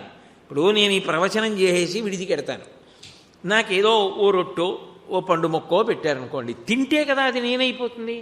జీర్ణమైపోయి శక్తిగా నేనైపోతుంది. నేను తిన్న బొప్పాయి పండు మొక్క నేనైపోతుంది, నేను తాగిన నీళ్లు నేనైపోతాయి, నేను తాగినట్టు నేనైపోతుంది. నేను చదివింది నేనైపోయింది ఎప్పుడు? నేను దాన్ని అనుష్ఠించినప్పుడు. అనుష్ఠించలేదనుకోండి ఎప్పటికీ శివుడు అవుతాను. ఎన్ని విన్నా ఆయన వేరు, నేను వేరుగానే ఉన్నాను. నేను ఆయన కావాలి అంటే నేను ఆయన యందు కరిగిపోవాలి, పంచదార నీటిలో కరిగినట్టు, పాలు నీటిలో కలిసినట్టు నేను ఆయన యందు కలిసిపోయి కరిగిపోవాలి. అంటే ఆయన గుణములు నాకు రావాలి, అన్నిటా నాకు ఆయన ఆదర్శము కావాలి. ఒక స్త్రీ ఉందనుకోండి, ఆమె ఏం చేసింది? మహాతల్లి ఇల్లాలు పార్వతీదేవి భర్త గురువు, ఆవిడికి తెలీదా? ఆవిడ గురుమండల రూపిణి, ఆవిడ చూపుల చేత ఇచ్చేస్తుంది విద్య. అందుకే చూపులతో ఇస్తుంది కాబట్టి మీనాక్షి, స్పర్శ చేత ఇస్తుంది కామాక్షి, విశాలాక్షి, ఆ తల్లి స్మరణ చేత ఇచ్చేస్తుంది. ఆవిడ స్మరించిందనుకోండి, వాడు విద్వాంసుడు కావాలి అని ఆవిడ అనుకుందనుకోండి, వాడు విద్వాంసుడు అయిపోతాడు. అందుకని అక్షి శబ్దం ఈక్షణ శక్తి, భగవంతుని శక్తి అంతా చూపు, భగవంతుని శక్తి అంతా స్మరణ. చేత్తో కాదు, చేత్తో చేయడు. అందుకే శంకరాచార్యుల వారి జీవితంలో మొట్టమొదటి స్తోత్రం ఈక్షణ శక్తి మీదే, చూపుల మీదే. లక్ష్మీదేవి చూపుల గురించి మాట్లాడారు. మయీక్షణమీక్షణార్థ ఇందీవరోదర సహోదరమిందిరాయా ఆమీలితక్షమధిగమ్య ముదాముకుందం ఆనందకందమ నిమేషమనంగతంత్రం ఆకేకరస్థితి కనీని కపక్ష్మనేత్రం భూత్యై భవేన్ మమ భుజంగ శయాంగనాయా అని దద్యాదయానుపవనో ద్రవిణాంబుధార అస్మిన్న కించన విహంగ శిశవిషణ్ణే దుష్కర్మ ఘర్మమపనీయ చిరాయ దూరం నారాయణ ప్రణయిని నయనాంబువాహ. దృష్టి గురించి మాట్లాడారు. పోతన గారు భాగవతం చేసే ముందు శివదృష్టి గురించి మాట్లాడారు.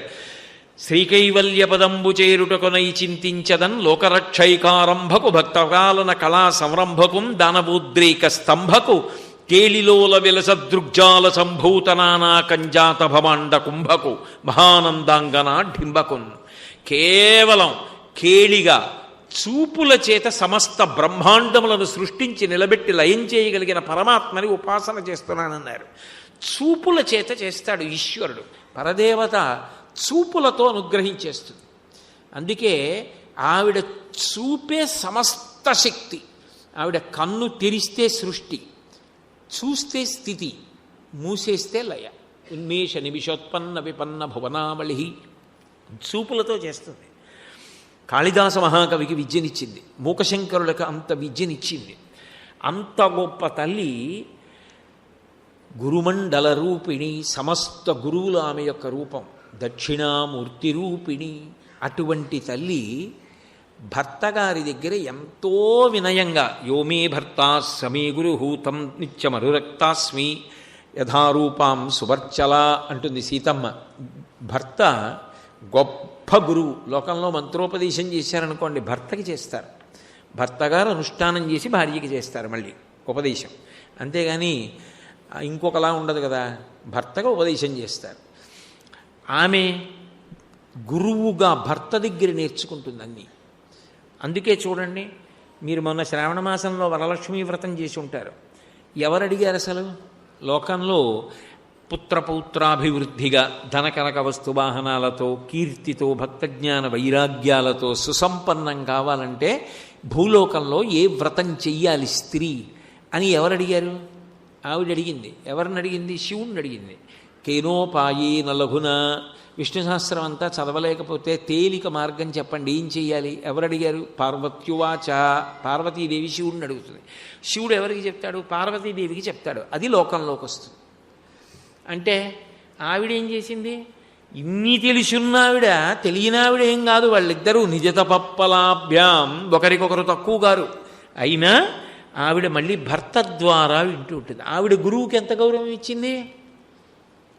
శివుడెంత గౌరవం ఇచ్చాడు గురువుకి? ఒక చదువుకున్నవాడిగా మాణిక్యవాచకరికి ఎంత గౌరవం ఇచ్చాడు?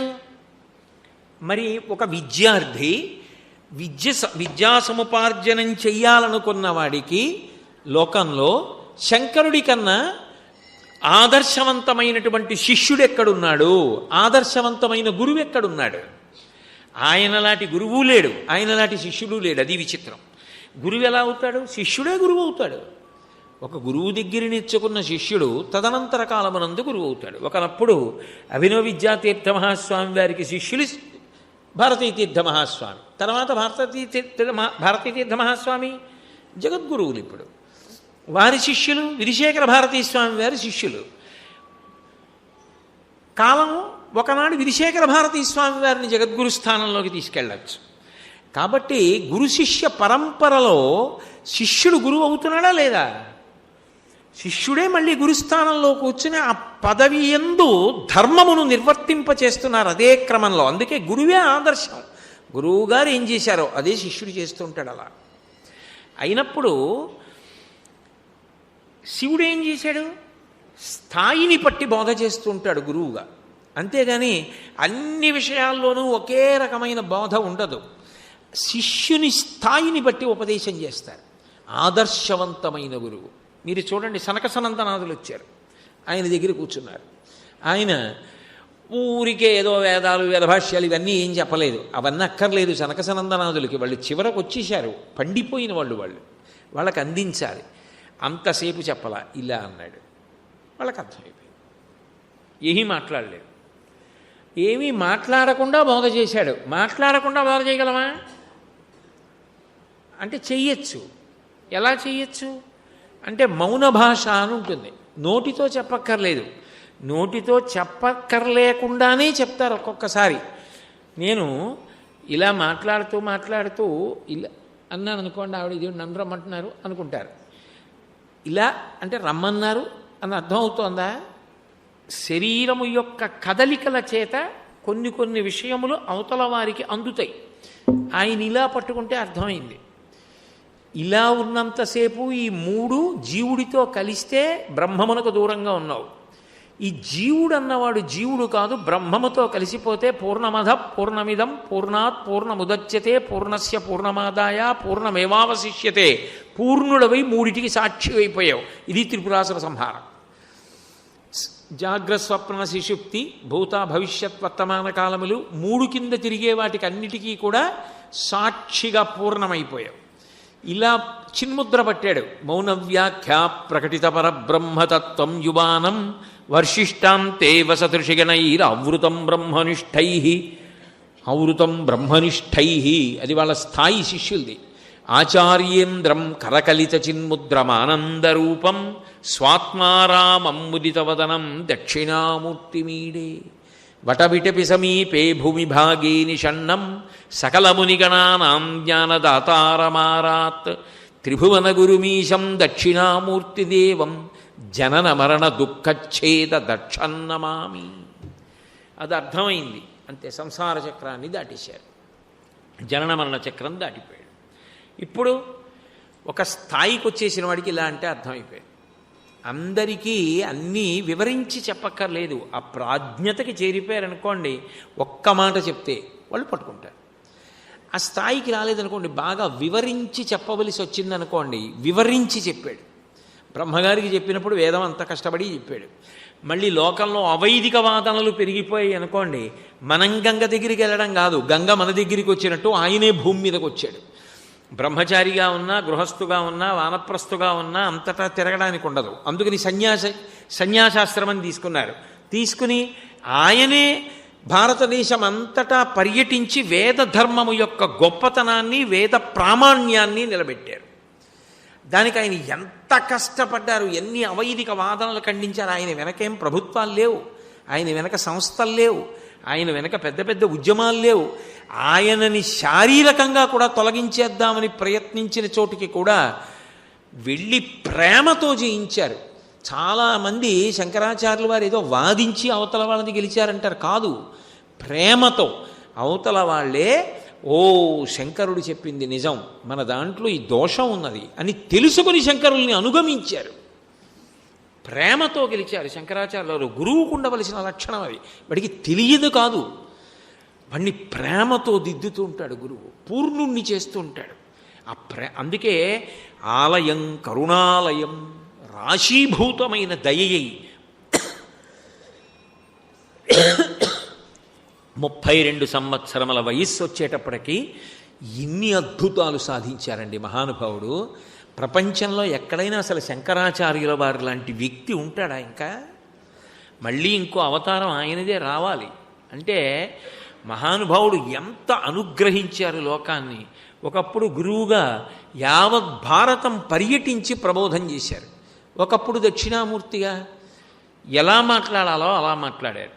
ఆయనే గురుస్వరూపంగా లోకమంతటా తిరుగుతూ ఎవరికి ఏ స్థాయిలో ఏది కావాలో అది చెప్పేవాడిగా ఉన్నారు. మీరు ఒక గొప్ప విద్వాంసుడైపోయారు. ఆ విద్వాంసుడైపోయిన తర్వాత 1వ తరగతి పాఠం చెప్పేటటువంటి ఉపాధ్యాయుణ్ణి చూసి భాషా ప్రవీణ పాఠం చెప్పేటటువంటి ఆచార్యుడు నవ్వడు. ఎందుకని అంటే ఆలు నేర్పే ఉపాధ్యాయుడు లేకపోతే అసలు నీ దగ్గరికి వచ్చేవాళ్ళు ఉండరు. ఆలు నేర్పేవాడు ఉన్నాడు కాబట్టి నీ దగ్గరికి వస్తున్నారు ఎంఏ చదువుకోవడానికి. ఎంఏ పాఠం చెప్పేవాడు 1వ క్లాస్ పాఠం చెప్పేవాడిని చూసి నవ్వకూడదు. ఆయన దగ్గరికి పంపడానికి ఈయనున్నాడు. నిచ్చెన పైమెట్టు కింద మెట్టుని చూసి నవ్వదు. కింది మెట్టు లేకపోతే పైమెట్టు ఎక్కడవు. ఆ ప్రవాహం కోసం ఎక్కడెక్కడ ఏ ఒడ్డున ఎవరుండాలో ఆ ఒడ్డున ఆయా ఘాట్లు ఉన్నట్టే పరమాత్మని చేర్పించడానికి ఆయా స్థాయిలలో ఎవరిని ఎలా ఉన్ముఖం చేయాలో దానికి ఆ స్థాయిలో శంకరుడే గురువుగా తిరుగుతున్నాడు. అందుకని దీనికి సార్వభౌమిక మతం అని పేరు. సార్వభౌమిక మతము అంటే సర్వభూమికలలో ఉన్న వాళ్ళని ఉద్ధరించాలి. అందరూ విద్వాంసులు గారు. ఒకడు చాలా కింది స్థాయిలో ఉంటాడు, వాణ్ణి ఉద్ధరించడానికి మంచి మాట చెప్పేవాడు కావాలి. ఇంకొంచెం పై స్థాయి ఉంటాడు, వాడికి కావలసింది చెప్పేవాడు ఉండాలి. ఇంకా పై స్థాయి ఉంటాడు, వాడికి చెప్పేవాడు కావాలి. భాష్య పాఠం వినగలిగిన వాడు ఉంటాడు, అది చెప్పేవాడు కావాలి. వేద భాష్యం చెప్పేవాడు కావాలి. చివరికి బ్రహ్మజ్ఞానం చెప్పగలిగిన వాడు కావాలి. అందరూ కావాలి. అంతేగాని ఎవరో ఒక్కరే ఉంటామంటే అన్ని భూమికల్లో ఉన్న వాళ్ళని ఉద్ధరించడానికి ఎలా కుదురుతుంది? మాట చెప్తే తప్ప అర్థం చేసుకోలేని వాళ్ళు ఉంటారు. మౌనంగా చెప్పేస్తే సనకసనందాదులకు అర్థమైంది. ఊరుకున్నాడా శంకరుడు? శంకరాచార్యుల వారిగా భారతదేశం అంతా తిరగలేదా? మళ్ళీ 4 పీఠాలు ఉండాలి, పీఠాలకి పీఠాధిపతులు ఉండాలని నిర్ణయం చేసి తానొక పీఠాన్ని పెట్టి పీఠాన్ని అధివసించలేదా? మరి ఎందుకు చేశాడు అంటే శంకరాచార్యుల వారి ఉద్దేశంలో ఇంతమంది ఉంటే తప్ప కుదరదు. అది శివుడే ఒప్పుకున్నాడు. నమ శంకరాయచ మయస్కరాయచ నమ శివాయచ శివతరాయచ మయస్కరాయచ. నీకు దిద్దించిన గురువు దగ్గర నుంచి, ఇంట్లో తండ్రి రూపంలో గురువు నుంచి చివరికి బ్రహ్మజ్ఞానం చెప్పే గురువు వరకు కావాలి. ఏ స్థాయిలో ఎక్కడ ఎవరు గురువుగా కావాలో అంతమంది గురువుల రూపంలో ఉండేవాడు శివుడే. ఇప్పుడు ఆయన చేస్తున్నంత ఉపకారం గురువుగా ఎవరు చేస్తున్నారు? ఇంత బోధ చేస్తున్నాడు ఆ లోకంలో. మనుషుల్ని మనుషులుగా తీర్చిదిద్దుతున్నవాడు శివుడేనా? అంటే ఇంకా అంతకన్నా ఆదర్శవంతమైన గురువు ఉంటాడు ఆ లోకంలో?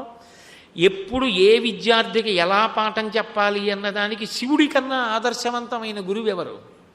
శివుడి కన్నా ఆదర్శవంతమైన శిష్యుడు ఎవరు? శివుడి కన్నా ఆదర్శవంతమైన పండితుడు ఎవరు? లేడుగా. చదువు అన్న మాటకి ఈ త్రికోణాలే ఉంటాయి. ఈ 3 కోణములే ఉంటే ఈ 3 కోణములలోనూ శంకరుణ్ణి దాటడానికి అవకాశం ఉందా? లేదు. ఇంకా అందుకే ఆ వినయానికి పరాకాష్ఠ ఏమిటి అంటే ఎంతవాడైనా అంత ఒదిగి ఉంటే వాడే నిజంగా అన్నీ తెలిసి ఉన్నవాడు. అందుకే పశుమాం సర్వజ్ఞ ప్రథిత కృపయా పాలయ విభో. శివా నేను పశువుని, నువ్వు పశుపతివి. ఎవరన్నది? శంకరాచార్యులు వారు. ఆయనే ఆ మాట అంటే నా బోటిగాడు దేనికి అహంకరించాలి? ఎలా అహంకరించాలి అంటే శివుడి గురించి చెప్పడం వేరు, శివుడి గురించి చదవడం వేరు, శివుడి గురించి వినడం వేరు, శివుడు జీవితంలోకి ఆదర్శంగా రావడం వేరు. శివుడి జీవితంలో ఆదర్శం అయితే జీవితం శివమయమవుతోందని గుర్తు, నువ్వు శివుడు అవుతున్నావని గుర్తు. పాలని చూసి మెచ్చుకోవడం వేరు, పాలలో పంచదార కలుపుకోవడం వేరు, పాలు చక్కగా కాచుకోవడం వేరు, గోరువెచ్చగా తయారు చేసుకోవడం వేరు. ఇన్నీ చేసినా తాగకపోవడం ఎలాంటిదో అన్నీ తెలుసుకుని శివుడవ్వాలని తాపత్రయం పొందకపోవడం పాలు తాగకపోవడం లాంటిది. పాలు తాగితే పాలు తానైనట్టు శివుడు నీకు ఆదర్శమై శివుడిలా నువ్వు బ్రతకగలిగితే శివుడు అవుతావు. అప్పుడు నాకు ఒకటి చెప్పండి, బ్రహ్మచారికి శివుడు ఆదర్శమా కాదా? బ్రహ్మచారి అంటే విద్యార్థి. విద్యార్థులకు శివుడి కన్నా ఆదర్శం ఎవరు లోకంలో? శివుడే ఆదర్శం. నన్ను అడిగితే నేనేం చెప్తానంటే ఈ లోకంలో ఆదర్శవంతమైన విద్యార్థి ఎవరు? శివుడు. ఆదర్శవంతమైన గురువు ఎవరు? శివుడు. ఆదర్శవంతమైన పండితుడు ఎవరు? శివుడు. శివుడి కన్నా ఇంకా విద్యకి కోణాలు లేవు, శివుడి కన్నా వినయం లేదు. అన్నీ తెలుసు, కానీ ఆయన ఎప్పుడు ఏది చెప్పినా అవతల వారిలో సంస్కారము పెరిగే మాట చెప్తాడు. అంతేగాని అవతల వారిలో సంస్కారము తగ్గిపోయేటట్టుగా మాట్లాడకూడదు. ఇప్పుడు నేను ఒక కథ చెప్తున్నాను అనుకోండి, అందులో ఏ శివుడి గురించో ఏదో విష్ణువు గురించో లేకపోతే మహాత్ములైనటువంటి ఋషులు నారదాదుల గురించో ఏదో వచ్చిందనుకోండి, హాస్యాన్ని జోడించి మాట్లాడే ప్రయత్నం చేయకూడదు. ఎందుకనంటే వినేవాడికి చులకన భావం కలగకూడదు. అది వింటున్నప్పుడు గాంభీర్యం కలగాలి. అవును, నా జీవితాన్ని దిద్దుకోవాలి, ఇక్కడ ఈ అవసరం ఉందని తెలుసుకోవాలి, అందుకు పనికి రావాలి. అందుకు పనికి రావాలి అంటే ఆ మాట చేత సంస్కారము పెరగాలి. మాట చేత సంస్కారము తరగకూడదు. మాట చేత సంస్కారము పెరగాలి. అటువంటి మాట ఎప్పుడు వస్తుంది? శివానుగ్రహము వలన వస్తుంది. అందుకే కళాభ్యాం, చంద్రుడి కళలు పెరుగుతాయి. అలా ఎవరి మాటలు వినడము వలన సంస్కారము పెరుగుతుందో జీవితంలో, ఇంకా ఇంకా మనిషిలా బ్రతకడం అలవాటు అవుతుందో, చెడు వదిలిపెట్టేస్తూ మంచిని పెంచుకోగలిగిన లక్షణం వస్తుందో, అటువంటి వాక్కు సారవంతమైన వాక్కు. ఆ వాక్కుకి సారము వచ్చుట అంటే అది క్రమక్రమంగా వస్తుంది. ఎలా వస్తుంది అంటే, నేను ఓ విత్తనం వేశాననుకోండి, వరి మొక్క వచ్చిందనుకోండి, వెంటనే కంకు రాదు. ఆ మొక్క రావాలి, కంకు రావాలి. కంకుకి గింజలు వస్తే వెంటనే అందులో ధాన్యం ఉండదు, పాలు పోసుకున్నాయంటారు. చిన్న చిన్న గింజలు వస్తాయి, పెరగాలి, పెద్దవ్వాలి. పంట పండిన తర్వాత రంగు మారిపోయి పచ్చగా అయిపోతుంది. కోతలు కొయ్యాలి, అప్పుడు తీసుకెళ్ళి దులపాలి, ధాన్యం రావాలి, బస్తాలకు ఎత్తాలి, అవన్నీ దంపాలి, గింజలు తీయాలి, పొయ్యి మీద పెట్టాలి, మరుగునీళ్ళల్లో పొయ్యాలి, ఉడకాలి, గంజి మార్చాలి, అన్నం అవ్వాలి, నేను కూరతో కలుపుకు తినాలి, జీర్ణం అవ్వాలి, అప్పుడు శక్తిగా మారాలి. నువ్వు శివుడు అవ్వడానికి కూడా ఇంత ప్రక్రియ ఉంటుంది. నువ్వు బాగా గురువు గారి దగ్గర నేర్చుకోవాలి, చదువుకోవాలి, ఆలోచించాలి. నువ్వు ఎంత చదివావన్న దానికన్నా నీకు ప్రతి విషయంలోనూ ఆయన ఆదర్శంగా ఎలా జ్ఞాపకానికి వస్తూ ఉంటాడన్నది ప్రధానం కావాలి. అప్పుడు నీ జీవితము శివమయమైపోతోందని గుర్తు. అది శివ వైభవం. ఇప్పుడు ఈ కుర్చీ ఉంది, నేనున్నాను.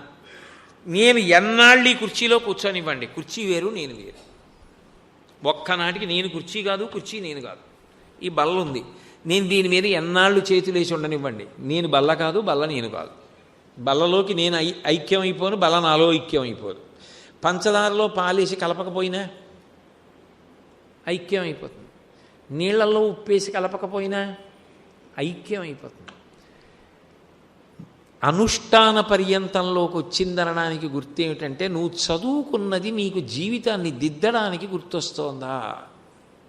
గుర్తు రావట్లేదు, తప్పు కాదు. ఇంకొంచెం సాధన చేసి మెట్టెక్కాలని గుర్తు. జారిపోవడం మొదటి లక్షణం. ఎవరూ ఊంచుకుని నిలబడరు. నడక నేర్చుకున్నప్పుడు ముందు పడేవి తప్పటడుగులే. నడక వచ్చినప్పుడు ముందు తన్నుకు పడిపోవడమే వస్తుంది, తర్వాత నిలబడ్డం, ఊంచుకోవడం వస్తుంది. భయపడకు, నాకు రాలేదని బెంగపెట్టుకోకు, సాధన చేయి, ఊంచుకుంటావు. శివుడే ఊంచుకునేటట్టు చేస్తాడు. నీకు ఆ కోరిక ఉంటే చాలు, నువ్వు శివుడు అవుతావు ఒకనాడు. అందుకే ఇప్పుడు విద్యార్థికి శివుడు ఆదర్శం అయ్యాడా?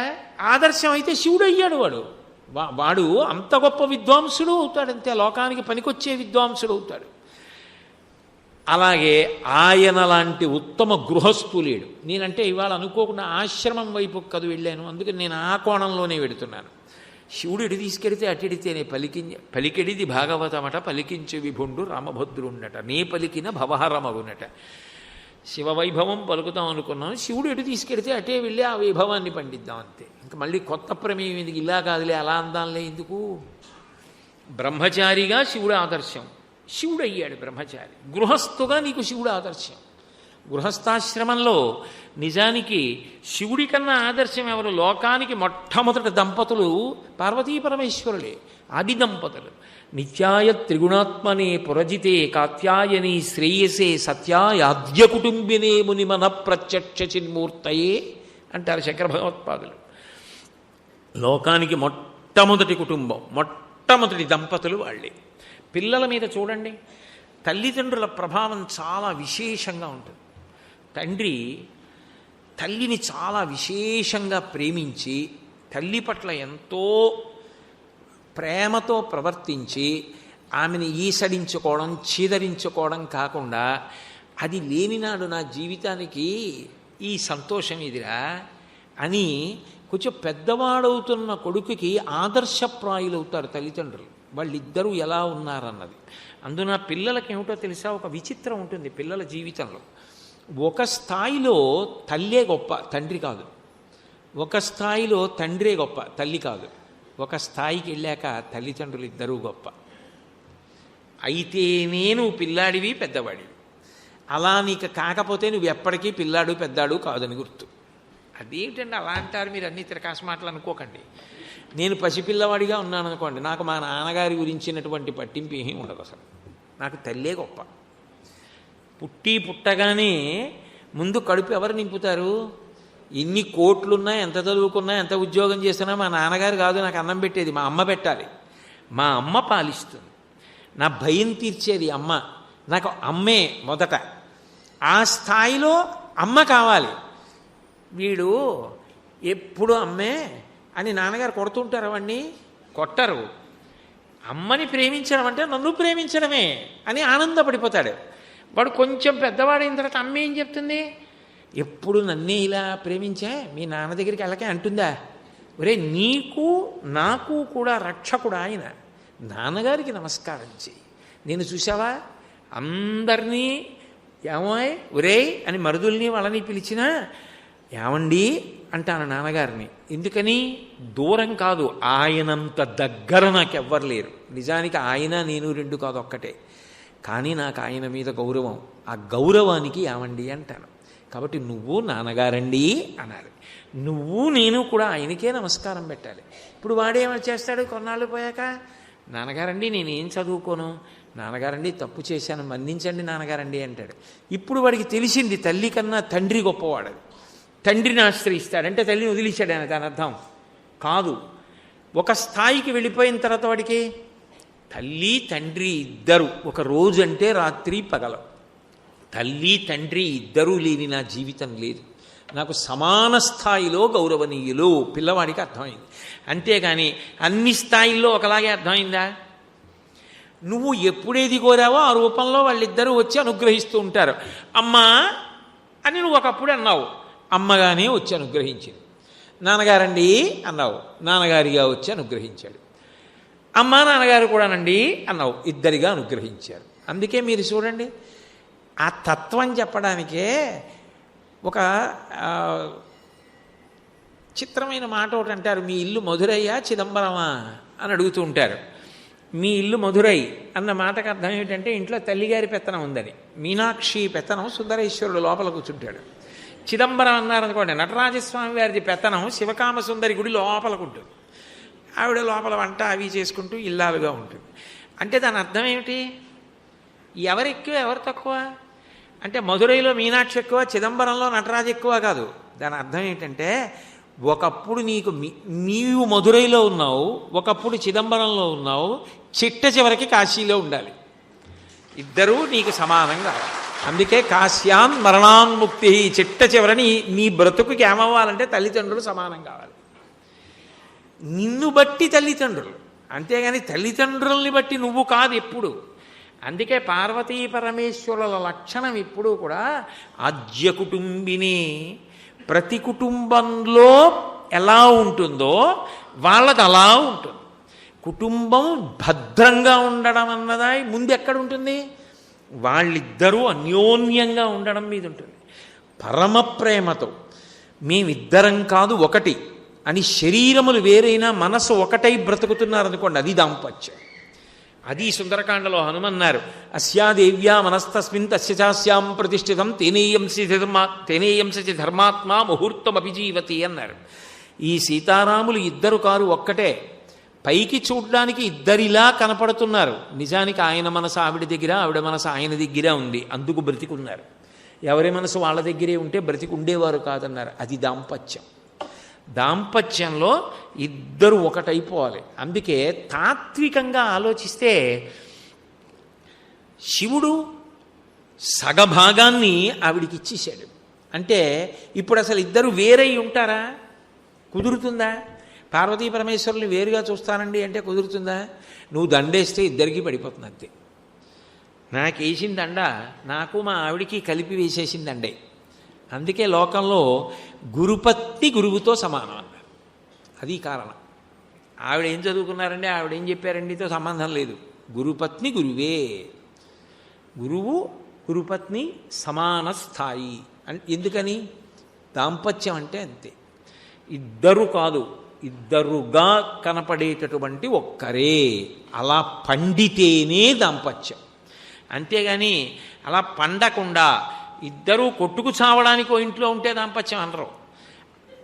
ఈయన బలహీనతకి ఆమె ప్రేమిస్తుంది, ఆమె బలహీనతకి ఆయన ప్రేమిస్తాడు. ద్వేషించుకోవడానికి కాదు. ఇద్దరు పిల్లలుంటే ఓ పిల్లవాడికి ఆరోగ్యం తక్కువ, బలహీనుడు అనుకోండి, తల్లిదండ్రులు వాడిని ఎక్కువ ప్రేమిస్తారు. వీడంత బలహీనుడు అని పెద్దవాడిని పిలిచి, ఒరే తమ్ముడు అంత బలమైన వాడు కాదురా, వాడిని కనిపెట్టుకుని సుమా అని అప్పచెప్తారు. పిల్లలలో బలహీనతకి తల్లిదండ్రులు ఎక్కువ ప్రేమిస్తున్నారు. నీ భార్య ఎందులో బలహీనురాలో దానికి నువ్వు ఎక్కువ ప్రేమించాలి. అమాయకురాలు, ఏం తెలీదు, ఏదేదో చెప్పేస్తుంది, ఏదేదో మాట్లాడేస్తుంది అవతల వాళ్ళు అడిగితే అని నువ్వేం మాట్లాడకే. వాళ్ళు నిన్ను చాలా మాయ చేసి ఏవేవో అడుగుతారు. నాకేం తెలియదు, మా ఆయన్ని అడగండి అని ఒక్క మాట చెప్పు చాలు. వాళ్ళ దగ్గర ఎక్కువ చెప్పకు. మనం వెడుతున్నది అలాంటి చోటికి. వాళ్ళు ఇంటి గుట్లన్నీ లాగే ప్రయత్నం చేస్తారు. ఈ మధ్య మీ మరిది వచ్చి చాలా కాలమైంది, ఏం రావట్లేదు అంటారు. నువ్వు అక్కడి నుంచి ఏవేవో మాట్లాడుకో అని చెప్పుకుంటాడు. ఎందుకని? అమాయకురాలు, పాపం తెలియదు ప్రేమ. ఆయనకి భార్య చెప్పుకుంటుంది ఒక్కొక్కసారి, ఏమండి నేను ఇలా అన్నానని అనుకోవద్దు, మీరు ఇంట్లో కొంచెం అన్నం తినేసిరండి, మీరు కొంచెం ఎక్కువ తింటారు, మీకు ఆకలి ఎక్కువ, అక్కడ తినకండి, మీకు దృష్టి తగులుతుందంట. అంతెందుకు? కన్న తల్లి కన్నా ఎక్కువ ఆలోచిస్తుంది. విస్తరి శుభ్రంగా తినాలి గురువుగారు చెప్పారని ఒక ఆయన ఏం చేసేవాడంటే కరివేపాకు కూడా ఉంచకుండా ఆకులో తినేయడం మొదలెట్టాడు. పిచ్చి ఆయన పాప. ఆయన ఏమిటనుకుంటున్నారు? గురువుగారు చెప్పారు. ఆకు వేసినప్పుడు ఎలా ఉండేదో ఆయన భోజనం చేశాక ఆకు అలా ఉండేది. కొన్నాళ్ళు ఆయన అలా తిన్న తర్వాత గురువుగారు ఒకందుకు చెప్పాడు మంచి బుద్ధితో. భార్య ఏంది, ఏమండి మీరు ఏమనుకోవద్దు కానీ గురువుగారు చెప్పినా ఇంట్లో అలా తినండి, బయట అలా తినద్దు, కొంచెం వదిలేయండి అంది. ఏ అన్నాడు ఆయన. అంతా బాగా తినేస్తున్నాడు, ఆకులో మిగల్చకుండా అని మీ ఒక్క ఆకు అలా ఉంటే మీకు దృష్టి తగులుతుందేమో అని నాకు బెంగగా ఉందండి. అది భార్య అంటే. ఎంత ప్రేమ! ఒక స్థాయిలో కన్నతల్లి అయిపోతుంది. అంత ప్రేమ ఎక్కడి నుంచి వస్తుంది? రమ్మంటే ఆ స్థానం ఎక్కడి నుంచి వస్తుంది? భర్తకున్న ప్రేమ. ఆ ప్రేమ ఎక్కడుందో వాళ్ళిద్దరూ కలిసి పుట్టిన వాళ్ళు కారు, జీవితంలో కలుసుకున్న వాళ్ళు. కానీ ఆ ప్రేమ అలా ఉంటుంది. అది దాంపత్యం. అది మొదట ఎవరి యందు అన్వయమైంది అంటే శివుని యందు అన్వయమైంది లోకంలో అన్నారు. అందుకే ద్వంద్వములతో ఉంటాడు ఎప్పుడు. ఎలా ఉండాలో మనకి చూపించడానికి అలా ఉంటాడు. ఆయన భోగిగా ఉండవలసినప్పుడు ఆయన అంత భోగాన్ని అనుభవిస్తాడు. యోగిగా ఉండవలసి వచ్చిందనుకోండి అంత యోగాన్ని అనుభవిస్తాడు. కలిసి కూర్చుని అంత సంతోషంగా ఇద్దరు ఉండవలసిన పరిస్థితి వచ్చిందనుకోండి, అసలు మీరు శివుడు అనుభవించేటటువంటి భోగం గురించి తెలుసుకుంటే తెల్లబోతారు. ఆయన పొందేటంత భోగం లోకంలో ఎవరు పొందరు. మీకు నేను ఒక్క ఉదాహరణ చెప్తాను. దక్షారామంలో అసలు కింద ఉండడు, మేడ మీద ఉంటాడు. అంతఃపుర సౌధంలో ఉంటాడు. ఆ సౌధం మేడ మీద ఉంటాడు. ఎందుకని అంటే అసలు చూడండి, లోకంలో అంటారు అసలు కాలే కింద పెట్టడండి ఆయన అంటారు. కాలు కింద పెట్టని భోగం.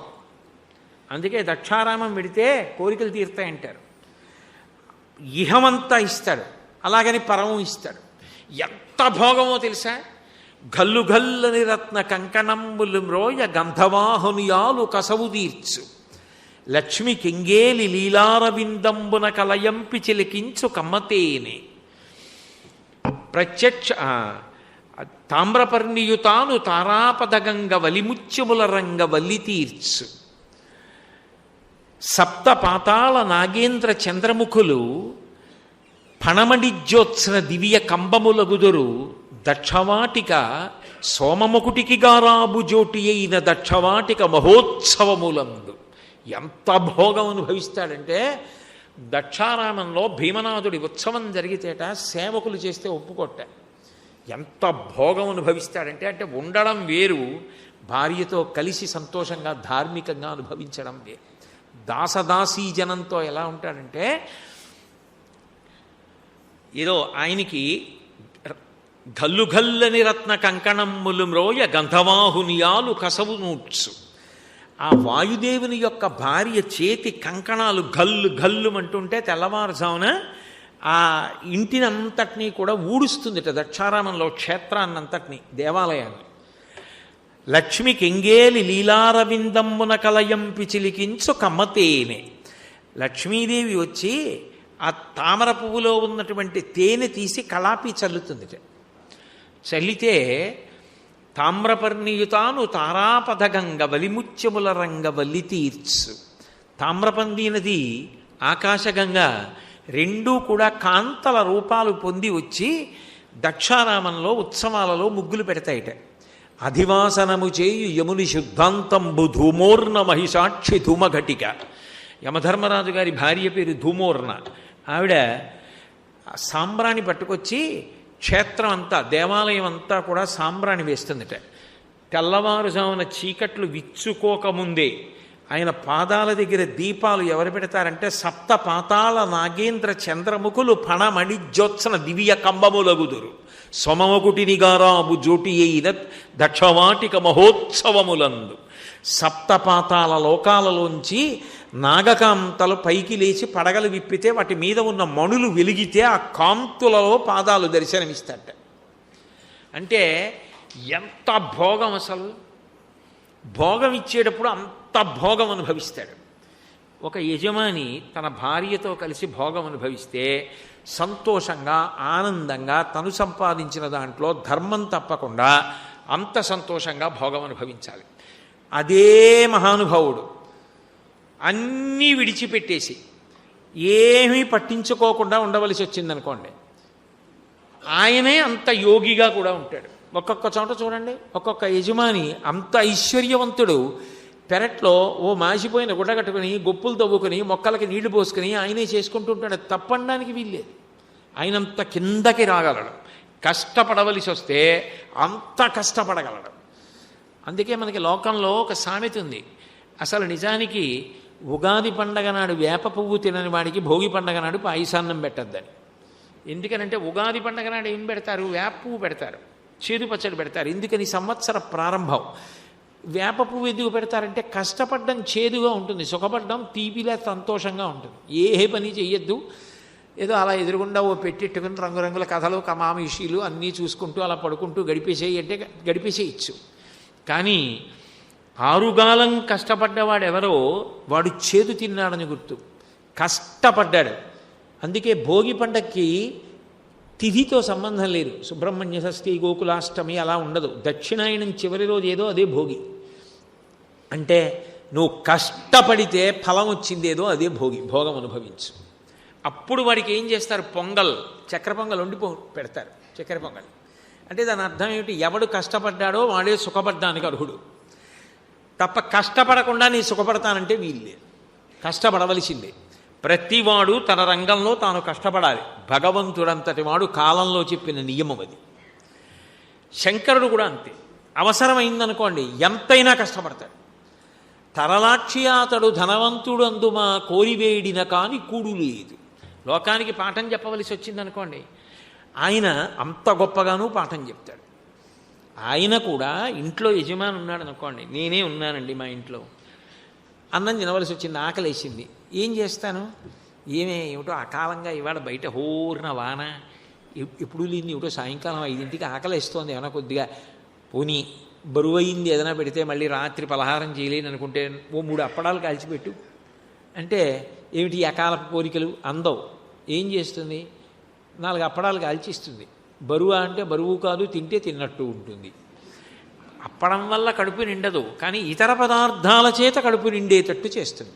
దానికి ఉన్న దహనదోహదకారి అంటారు చూసారా, కాలడానికి పనికి వస్తుంది ప్రాణవాయువు. అలా అప్పడం ఏం చేస్తుందంటే ఇంకొంచెం పులుసు అన్నం తినేటట్టు చేస్తుంది.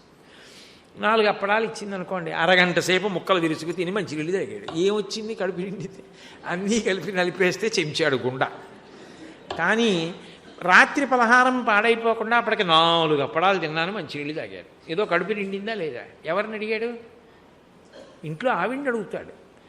ఎంత ఇంటి యజమానైనా ఆకలిస్తే ఆవిడ్ని అడుగుతాడు. రండి వడ్డించేశాను అని ఎవరంటుంది? ఆవిడే అంటుంది. ఆవిడి చేత్తోనే అన్నం పెడుతుంది. లోకంలో నేనింతటి వాణ్ణి, నేనెందుకు అన్నం అడగాలమ్మని అనుకుంటారేమోనని శివుడే మొట్టమొదట అన్నపూర్ణమ్మ దగ్గరికి వెళ్ళి భవతి భిక్షాం దేహి అన్నాడు. రే, నేనే నా భార్య దగ్గరికి వెళ్ళి అడిగా, నువ్వెంతటి వాడివిరా? భార్య తక్కువ అనకూడదురా. ఒకనాడు ఆమె ఎక్కువ, ఒకనాడు నువ్వు తక్కువ, ఒకనాడు నువ్వు ఎక్కువ, ఆవిడ తక్కువ. ఇద్దరికి తక్కువ ఎక్కువలు ఉండవు. ఆవిడ మాట మంచిదైనప్పుడు నువ్వు వినాలి, నీ మాట మంచిదైనప్పుడు ఆవిడ వినాలి. ఇద్దరూ కలిసి ఒకళ్ళనొకళ్ళు సంప్రదించుకుని ముందుకెళ్ళాలి. ఒక రథానికి 2 చక్రాలు లాంటి వాళ్ళని చెప్పడానికి భిక్షాటన చేశాడు. అక్కడ ఒక భిక్ష ఎత్తితే మన దగ్గర ఒక భిక్ష ఎత్తాడు. తండ్రి చూడండి ఎంత గొప్పవాడైనా బతిమాలుకుంటాడు. నాన్న, నువ్వు సరిగ్గా చదవలేదనుకో, మీ నాన్నగారు అంత గొప్పవాడు, నువ్వేమిట్రా ఇలా తయారయ్యావు అని ముందు నా పేరు చెప్తారా. నువ్వు బాగా చదువుకోవాలి నాన్న అంటాడు. పిల్లాడిని బతిమాలుకుంటాడు, బతిమాలుకుని చదువు చెప్తాడు. అందుకని అస్తమానం కొట్టేయుడు పిల్లాడిని పట్టుకుని. ఆయన ఏం చేశాడు? ఆయనకి చేత కాక బ్రహ్మకపాలం పట్టుకుని ప్రతి ఇంటికి భిక్షాటనకు వచ్చాడు. ఎందుకు? ఒరే, అక్కర్లేనివన్నీ తల్లో పెట్టుకుంటున్నారా.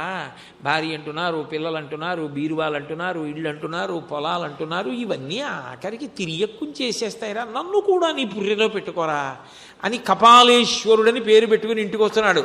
ఏమిటి భిక్ష అంటే, నన్ను నీ బుర్రలో పెట్టుకో. అదే నీ ఈ బుర్ర ఇలా ఎందుకు అయిపోయిందో తెలుసా? జన్మలు ఎత్తుతూ ఈ బుర్ర ఇక్కడ వదిలేసి ఈ పుర్రి ఇలా పడిపోయి మళ్ళీ ఎందుకు ఎక్కుతుందో తెలుసా? ఈ పుర్రె నా చేతికి రావాలి, నీ కథ కంచికి వెళ్ళిపోవాలి. అందుకే అమ్మ చిన్నప్పుడు అన్నీ పెట్టేసి అన్నం పెట్టేసి కథ కంచికి మనం ఇంటికి అంటుంది. ఈసారి నీ కథ మళ్ళీ పుట్టడానికి ఇంకో కథకి కారణం కాకూడదు. నీ కథ కామాక్షి ఎంత ఐక్యం అయిపోవాలి. అందుకని కథ కంచికి మనం ఇంటికి. ఆ మాటని ఊరుకోదు అమ్మ ప్రేమ. ఇప్పటికి మాత్రం దా, నా తర్వాత ఆ విషయం, ముందు నేనున్నన్నాళ్ళు మాత్రం ఇక్కడ ఉండు. కాబట్టి కథ కంచికి మనం ఇంటికి అంటుంది. ఆయన 2 రకాల భిక్ష ఎత్తాడు. ఆవిడ దగ్గరికి వెళ్ళి అన్నం అడిగాడు. మన దగ్గరికి వచ్చి, ఒరేయ్